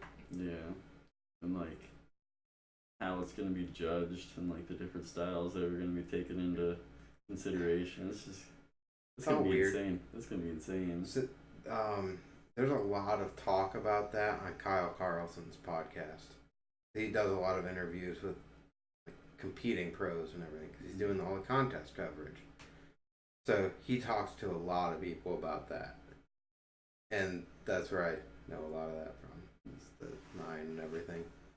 But when we're talking about like the fly out whips and fly out bar kids and stuff, Gerber has a saying I know he said it before, but he says it specifically in Mike Hinken's podcast, is his like favorite progression of BMX for kids is bar spin, tail whip, flare, quit. And that's about right. Yeah, I mean you can pretty much point to people and be like, yep. Yeah. So I think that one's hilarious though. First spin, tail whip, flare, quit. That just comes back to that I'm not the best, so I'm gonna quit thing. Or I mean, they learned bar spins, they learned tail whips, they learned flares, and didn't get a sponsorship right away. Why are you doing this? And it's like, well, it's because you never saw why you're doing it in the first place. You never felt the feeling of like how sick it is to land sometimes the simplest thing.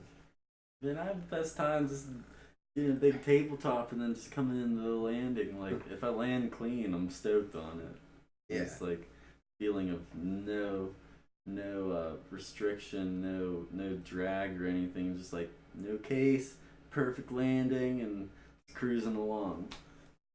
Mm-hmm. That's the feeling that I'm in it for. And why did you film or get a photo?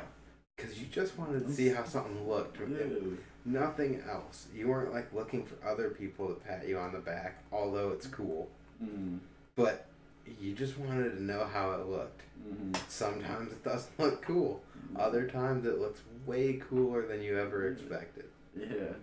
Or because the camera was out, you just cranked it that much more. Yeah. So, like, there's always something cool there. Yeah. Yeah. But that's part of, like, the why are you doing it? Because I don't think a lot of people get it. Yeah. I mean, I know they don't when they first start. They don't see why they're doing what they're doing, or, like, the bigger picture of BMX. Yeah. And that it doesn't owe you anything. No, like, oh, I can do all these tricks. I don't have a hookup.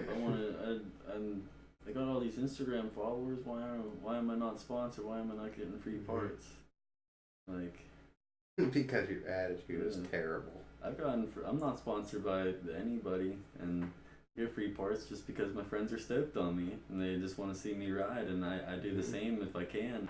Just like throw someone an inner tube from like a spare, or like any spare parts I have. If they need it, they got it, just because I'm stoked on them. Well, at some point, I think it's probably around the same time that you kind of really figure out why you're riding and what motivates you. But at some point, you don't mind paying full price for something, and you don't mind paying every time you go to the skate park. And like every once in a while, you like get kind of comped one or something. And you're like, no, man, I don't need it. Like, it's cool, but I don't need it. And I've seen it so many times in the past where that becomes the norm at parks. And it's like they start comping this friend and they comp that friend. And you're like, wait a minute, is anyone paying here? Yeah. Like, I know I just paid you because I told you I was paying you, but like, is anyone paying here? Yeah.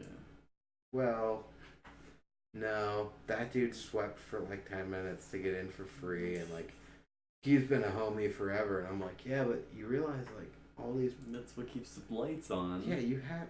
Don't start this. That's what pays the insurance. That's what pays the rent there. Like, I don't know. Yeah. I wouldn't mind getting any skate park just because I want to go there anyway.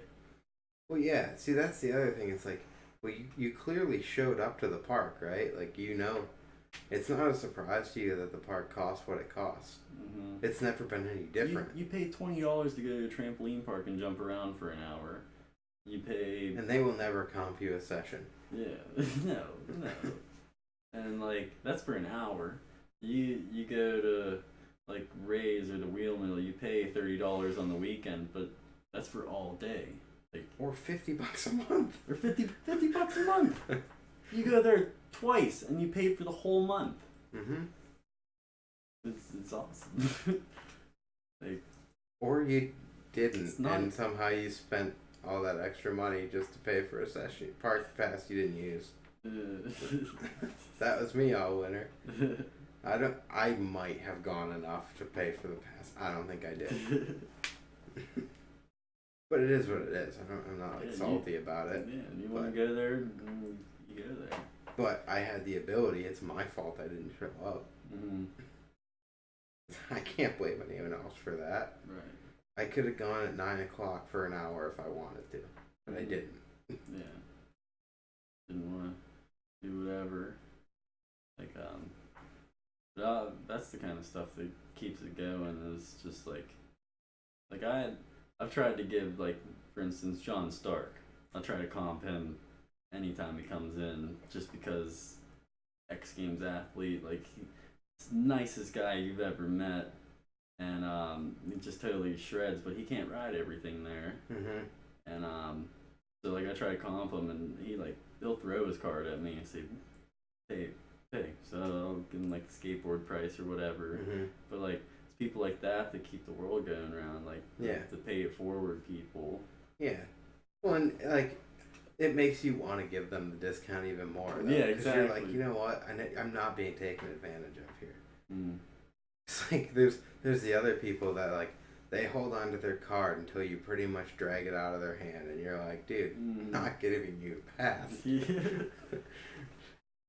And like you came here and you know that, so why are we doing this every time? You got it on the website, man. Like if you can't afford it, you can't afford it. But I mean, if you're coming here, you gotta pay to get in. I mean, it's a sick place. It's gonna change your mind.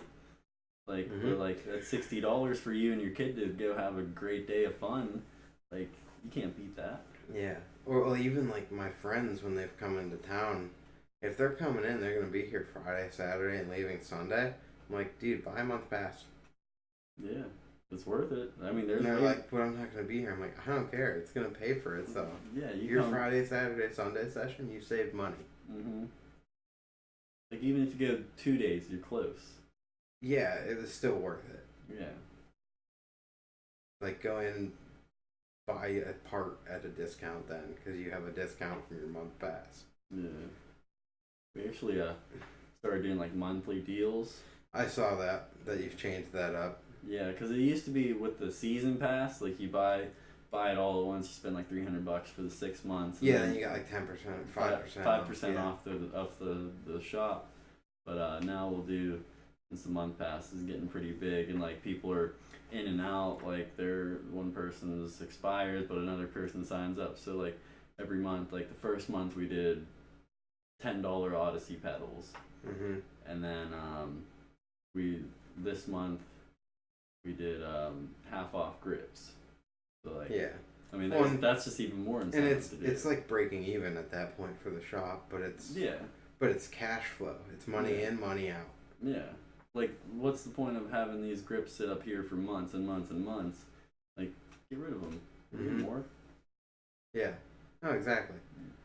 And like I said, cash flow, money in, money out. And it keeps people like that incentive to keep doing the monthly pass. Like, you're going to get something back, even if it's not just Stoke. I mean, you get a couple deals here and there. Yeah. Just like a little bit of something. Yeah, just take advantage of them. Yeah, I haven't decided if I'm keeping mine for the summer or not. I'm like, I didn't use it. You didn't use it in the prime I didn't use it months. in the winter. Yeah. So like I'm not sure that I can justify it to myself, but at the same time, like there's gonna be a rainy day in June. Yeah. But like I'm also looking at this coming month I'm gonna be out of town for Easter. So that's this month. That's like next week. Yeah. Gonna be out of town for a week in May. Gonna be out of town for another half week in May. Then June, I don't know what's going on yet. July, I'm gonna be out of town for. No, June. We don't have a formal date yet, but our Binghamton Jam's gonna be in June. I gotta make it up there. I haven't been, and it looks pretty sweet. Yeah, you do. I'm gonna have a week off for vacation in July, and then we're having Pittsburgh Jam. I do have a formal date for the Pittsburgh Jam. July. That's all I'm saying for now, until there's a flyer. Yeah. It seems like it moves out a month every year, because the first year was April. But it was too early. Yeah. Because the Binghamton one snowed. We rode in it, but it snowed, and it was cold. Yeah. So, yeah, we've been like June. A little more consistent month. Yeah, we've been June. But, yeah, this year's just... Pittsburgh's a tough one, because you got to factor Pirates games. You got to be... Oh, this year was after crazy. the Pens season. You got to look at concerts. You got to look at any other, like, events and marches or marathons and stuff going on. That was the thing that killed it this year was that country concert and then that protest. I mean, there was no avoiding that, but I went through all that stuff and it narrowed down to 3 possible dates. one of which still had a march going on in Point Park. And I'm like, okay, so there's really only like 2 dates. Yeah, we just got diverted. Like, as soon as we left Northside, it was downhill from there. I mean, let's be honest about it. 3 years in a row, as soon as we went into Pittsburgh proper, the jam got significantly less fun. Northside's always a good cruise, like never a problem. As soon as we go downtown, it's not fun anymore. Like, you're getting kicked out of every single spot you go to. Especially, like... everyone breaks off and does their own thing, and you're like, alright, cool. As soon as we cross the bridge, the jam's over then. Yeah. So, I'm kind of leaning towards, like... the first year we tried to go for way too long. I'm trying to cap the jam at, like, 4 hours. If people want to cruise after that, then here's, like, point B of the day. Yeah. But if we ride noon to 4 and give out prizes at like 4:30, everyone can go get dinner, and if they want to ride, then we'll link back up. Yeah. But a lot of people drive a good distance to come out too, so if you got a 5-hour drive to get home, like, you want to be out of there by 5 o'clock. Yeah. Especially like when it's so hot, like it just gets taken out of you even faster. Well, I know a handful of dudes drove out from Wilkes-Barre Scranton 2 years ago, and they turned around and got in the car and drove home. And it was like, dude, you couldn't have been here 2 full hours. Which, like, shout out to those dudes for coming out. Yeah. But, man. That's wild. Not worth it. Yeah. I mean, maybe it is. Especially... it's a pretty solid jam. You should come out. It's a good jam. It's a good jam. I had a great time. I like the Binghamton one more. Yeah. Just being honest, it's because it's easier. Yeah, you got the facility. You don't have to worry about anything. Oh, there's no hassle. And I don't have to worry about, like, oh, my bag's empty. I need to run back to the car to restock on stuff, like, to give out. 5 or 6 miles away. Yeah. Dude, I missed almost the whole jam last year. Yeah, you were running around like a madman. So, after Kean blew his wheel out trying to 3 that, someone else had a flat as well. So I had called Rachel, and I had a spare coaster in my car. I'm like, dude, I'll give you a wheel to ride for the day. Like, we gotta keep all the homies rolling, you know? Especially someone that sick, dude. Keenan's fucking nuts for that. So, like, I hooked him up with a wheel for the day, but it took a while for Rachel to get down there, because she had to get Ryder up and coordinate the baby, and, like, then there was traffic because of the concert, and in the meantime, I'd been waiting for, I think it was Logan, to get back because he had a flat tire. So he's trying to meet me at my car, but he walked from downtown all the way back to MLK. Oh, and I'm like, dude, you went the wrong way. You didn't park at MLK, you parked on the river trail, man. So then he walked all the way back down. And, like, ugh. But, I mean, the whole ordeal with, like, being followed around downtown, I left from the stair set. And you missed all of that. I didn't link back up with the group until the barrier. Damn. So, yeah. That was a good session, though, at those barriers. And then snuck around and found that pool coping flat ledge. That thing's pretty dope. It's alright. I just hate pool coping, so it's like, it's there, but ugh. But yeah, that was fun. And then I think moving it to Sheridan was the right idea anyway. And we overtook that skate jam. Oh, yeah, that's what you're saying.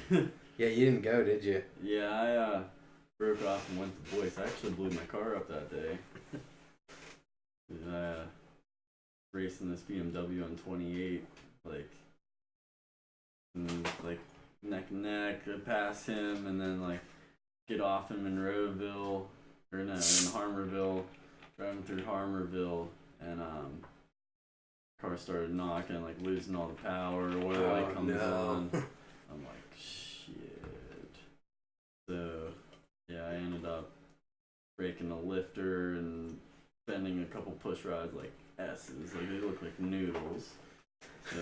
I still haven't gotten the car back. I mean, I drove for like 2 days over the winter, and then like there's a knock in it now, so Yeah, still working on it's probably toast, but yeah, I still got, I'm still paying for it, so yeah. I gotta at least keep it for another you year. gotta try. Yeah, but that's a bummer. But I mean, everything I heard, it was pretty sweet up there. You ever took that skate jam? Dude, I kind of felt bad about it, but at the same time, it was really hilarious. We really did try to, like, every time they were doing an event on something, we were like, alright, everyone kind of, like, chill out, because it was also that whole crew that's, like, not necessarily down with BMX. So there was a little bit of, like... tension. No, just gotta be appropriate. Like, yeah, give them their space. Yeah, like, you can't roll up on their jam and actually overtake it. You have to let them continue having their jam. Yeah. And we talked to them for a while afterwards. They're cool enough. I think we threw them a huge stack of wax because I had a ton of it. Yeah. They're like, alright, wax is cool. Yeah, we can use that. Yeah, we're down with wax. I'm like, I know you are. It's a good bridge between the two. Unless they're boys, then they just scrape the wax off the ledge, which is just never made any sense to me. Never understood the wax drawings on the ground either. Why not? But no, that's the only park I think I've ever been to where you'll like watch skaters grind the wax off the ledge. They'll like go scrape it off. True. I'm like, what are you doing? I don't know, I guess it's slippery. Yeah, I would like this to suck. Yeah. I don't know. I can't grind for shit on my skateboard. I don't know, but I'm sure it's a little slippery. You land like a little bit off, and then you just send your board flying. But I mean, I don't know. Yeah, but all right. So you land on it once, and it slides faster than you expected it to. Next time, you're happy. The next time you ollie onto it, and you're like slide really good, you're like, all right, sick. Not like, well, that sucks. I need to take all this wax back off. Yeah. I don't know. Who would have waxed this ledge anyway? Like, I don't know. It's like a good ledge to wax, I would think. As long as you're not waxing the coping, I'm cool. Yeah, on the bowl. Yeah. Yeah. Coping on the ledge is this chill. Maybe just a quick light pass at the beginning of the year when everything's got that thin film of rust on it. I can dig that. But beyond that, if you're like sitting there rubbing wax into the coping on the bowl, you're just trying to get someone hurt. Yeah, someone's definitely gonna get hurt. Although some of those bowl edges, like the concrete for 4 inches in should be waxed because man, it's that bitey.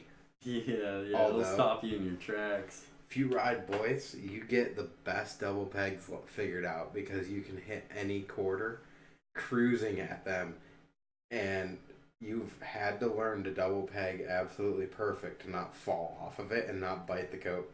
Yeah, you kind of get the forced lock in. Yeah, you just learn how to do it so perfectly.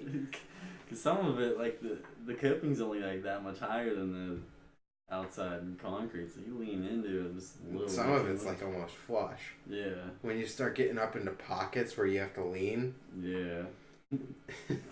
You have to be exact. And yeah, you get real good at it.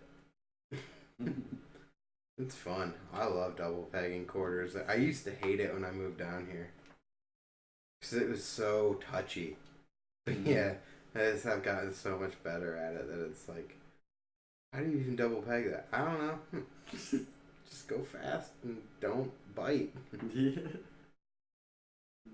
Practice on it. It's also good grippy cement though. You can land like double tire right under it and then just ride into your double peg. You don't have to like gap up to it and guess. Yeah, that you're not hard to slide out there. It also sucks when you go down because it'll chew you up. Mm-hmm. Cheese grater.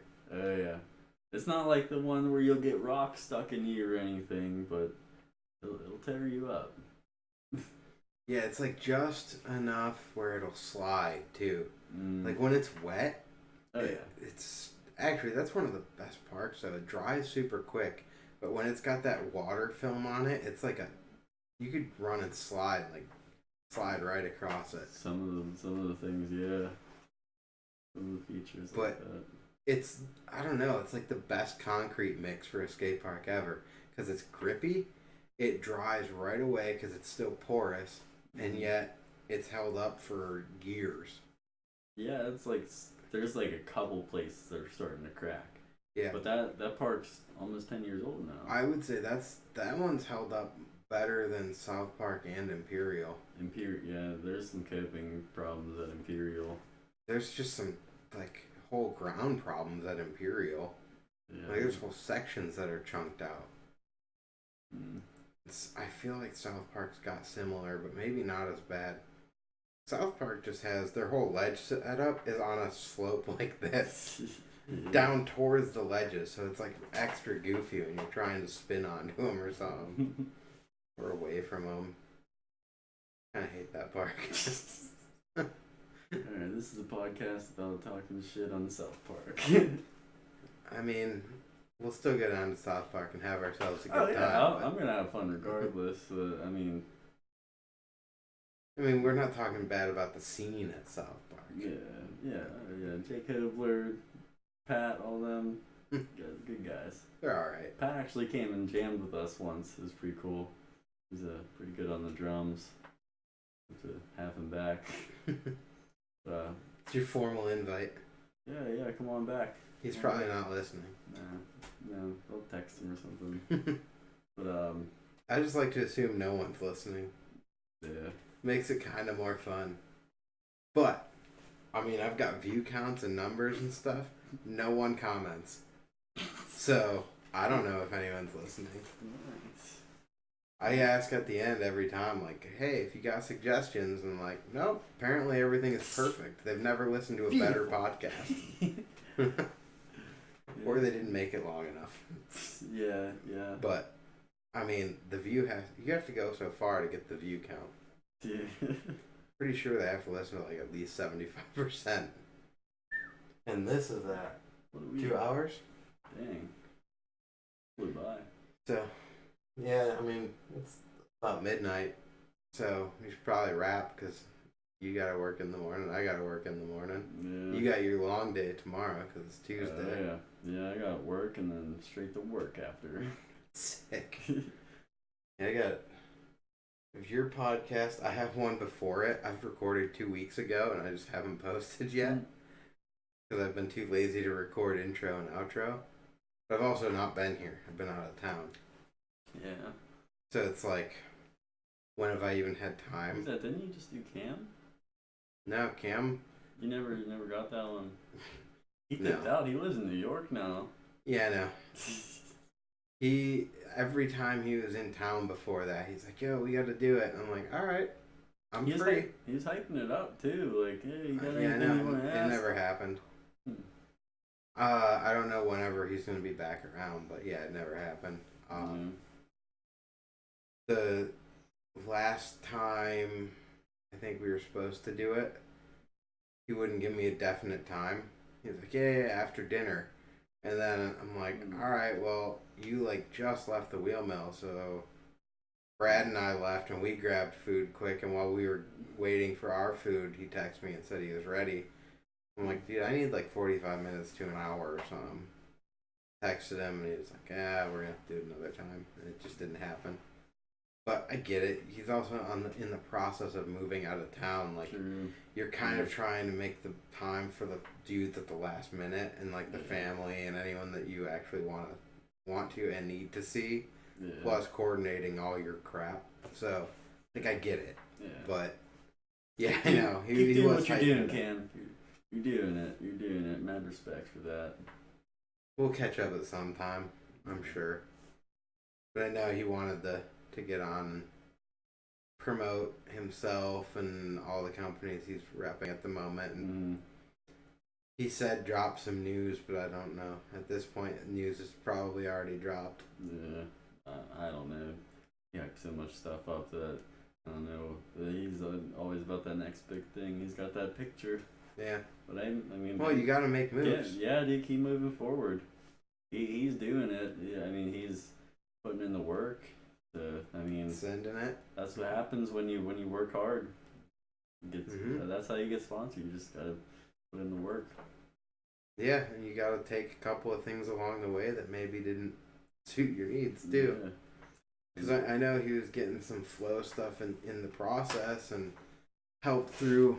I think probably the wheel mill was getting him some hookup deals and stuff at cost or whatever for a while, and I think Michael Cycles at the same time was doing something for Mike him. hooked him up with a couple things.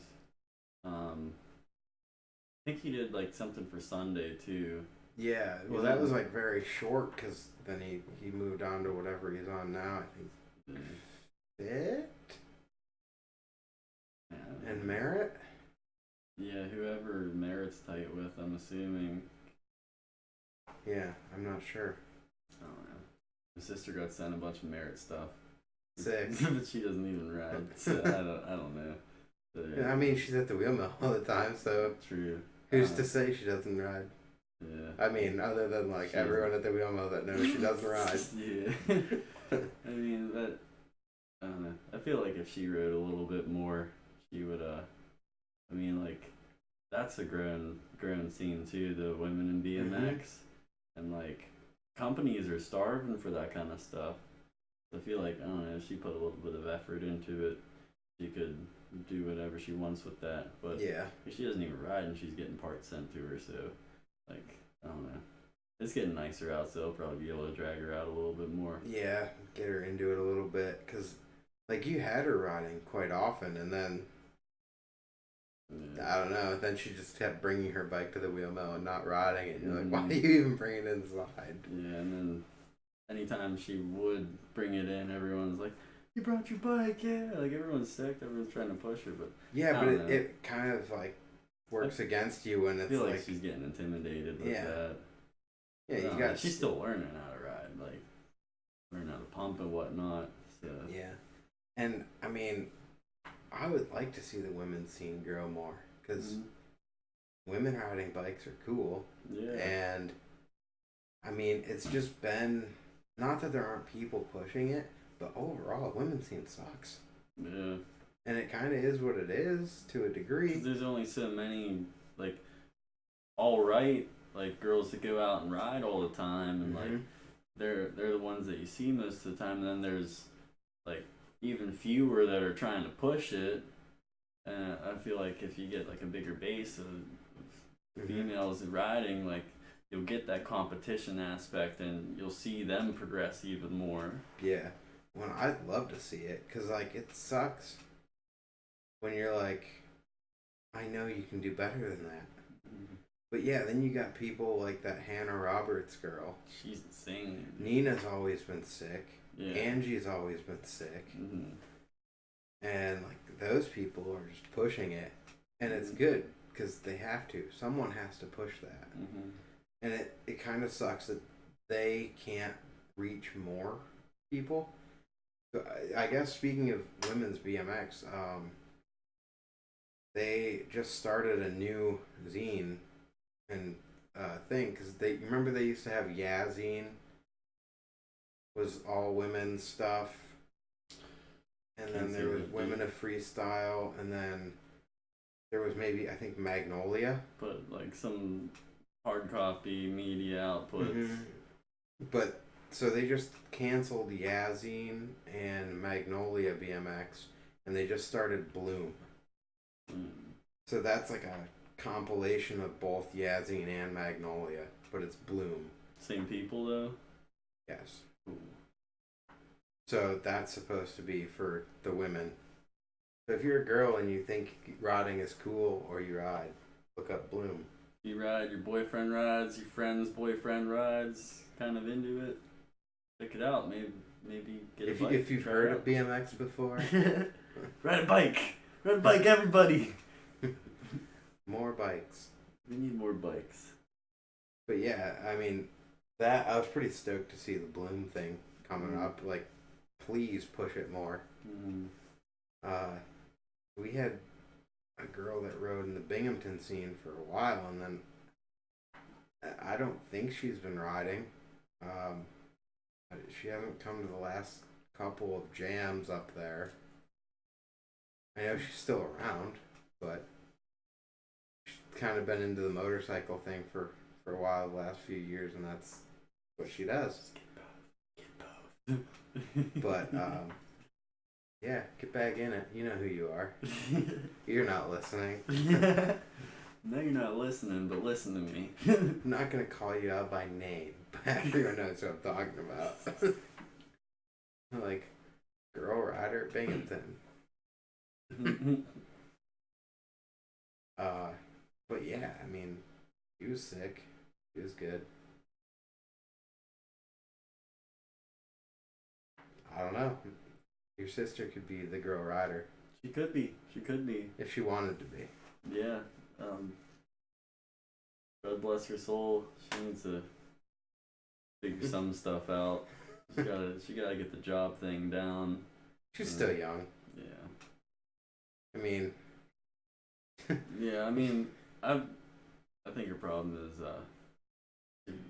she wants to do so many things. She doesn't want to get stuck here per se. Mm-hmm. But like, you can quit your job at Walgreens, whatever. Like, just work there, get some money, and then go. No, those are the perfect jobs because you can transfer anywhere in the country. True. Like Walmart, super easy. Target, super easy to transfer.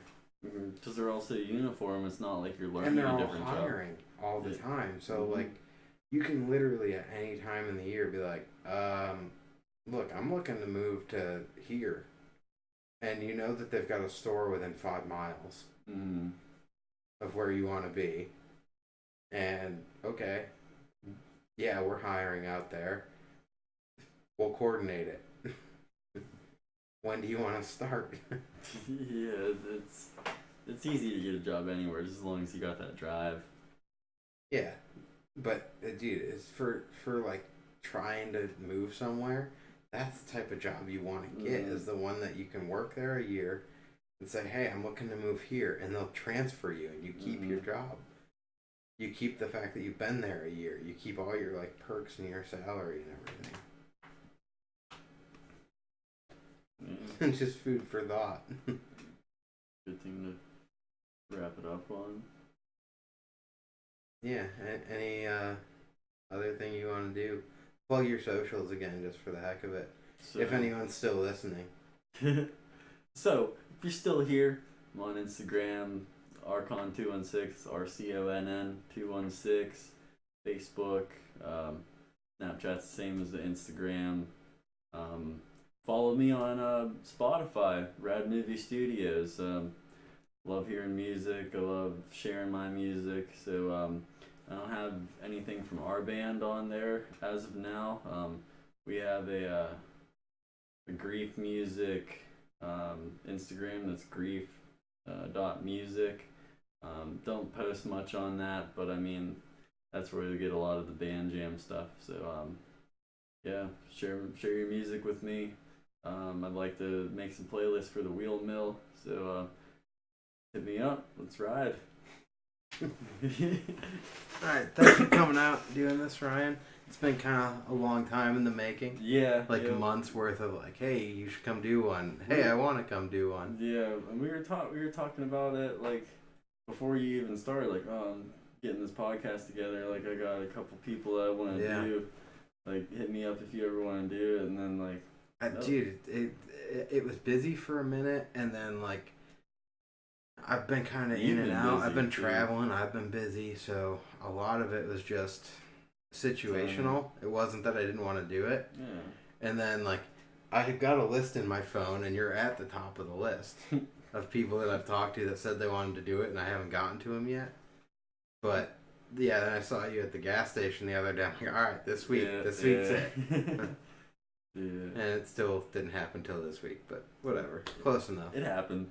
It happened for once. Glad to be here. Just glad to be here. Alright, well, we'll do it again sometime. Yeah. I haven't had any duplicate people on yet, which is supposed to change soon.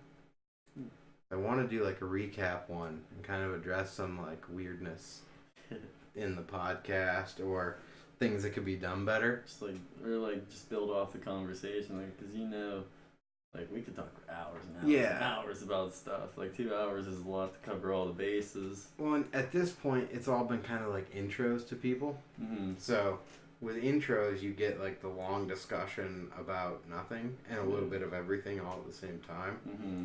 Whereas like if you come in with a topic, mm-hmm. then we can be a little bit more structured and be like, all right, this is what I wanted to talk about. That's why we're here today. Mm-hmm. And then when we're done with that topic, you're like, well, we can talk about other stuff, or we could rap. Yeah. So, you're going places, Andy. You're going places. Maybe. Yeah. And anyway, I mean, I don't care if I do. I need something to do. I'm not out riding every day. So right. This works. It's easy. It's right here. You got a badass setup. You might as well. I can stream video games off the same setup, so I do. Nice. I've actually got it set up so we can play Pipe as a game of bike, where it split screens the 2 games of Pipe. That's pretty dope. It is pretty sick. Works really awesome, actually. And I've got like overlay letters to keep score with and everything. I'd be down to do that. Let me know when. Just stream it on Xbox, because all you gotta do is hit broadcast. Oh, damn. Making And it easy. Then you go on Mixer, and you'll see my game, and I'll see yours when we co-stream. Nice. Perfect. What a time to be alive. What a time to be alive. But, alright, good night, everybody. yeah, and I'm gonna do an outro, so, yeah. Thanks for listening to yet another episode of the GrindWorks Podcast. Really appreciate you guys tuning in week after week, or, I mean, as the last few have been sporadic post after sporadic post, but still shooting to do them every week. It just hasn't happened. Hopefully, I mean, this one's recorded back to back with 14, so ideally this one was posted a week, and it just sounds like I'm rambling. But I've got another podcast after this already recorded, already in the queue. Not sure when that one's going to be up. Not sure I want to give away any details just yet as to who or what that's about. So, yeah, sit back, hold tight, and hopefully catch you in a week.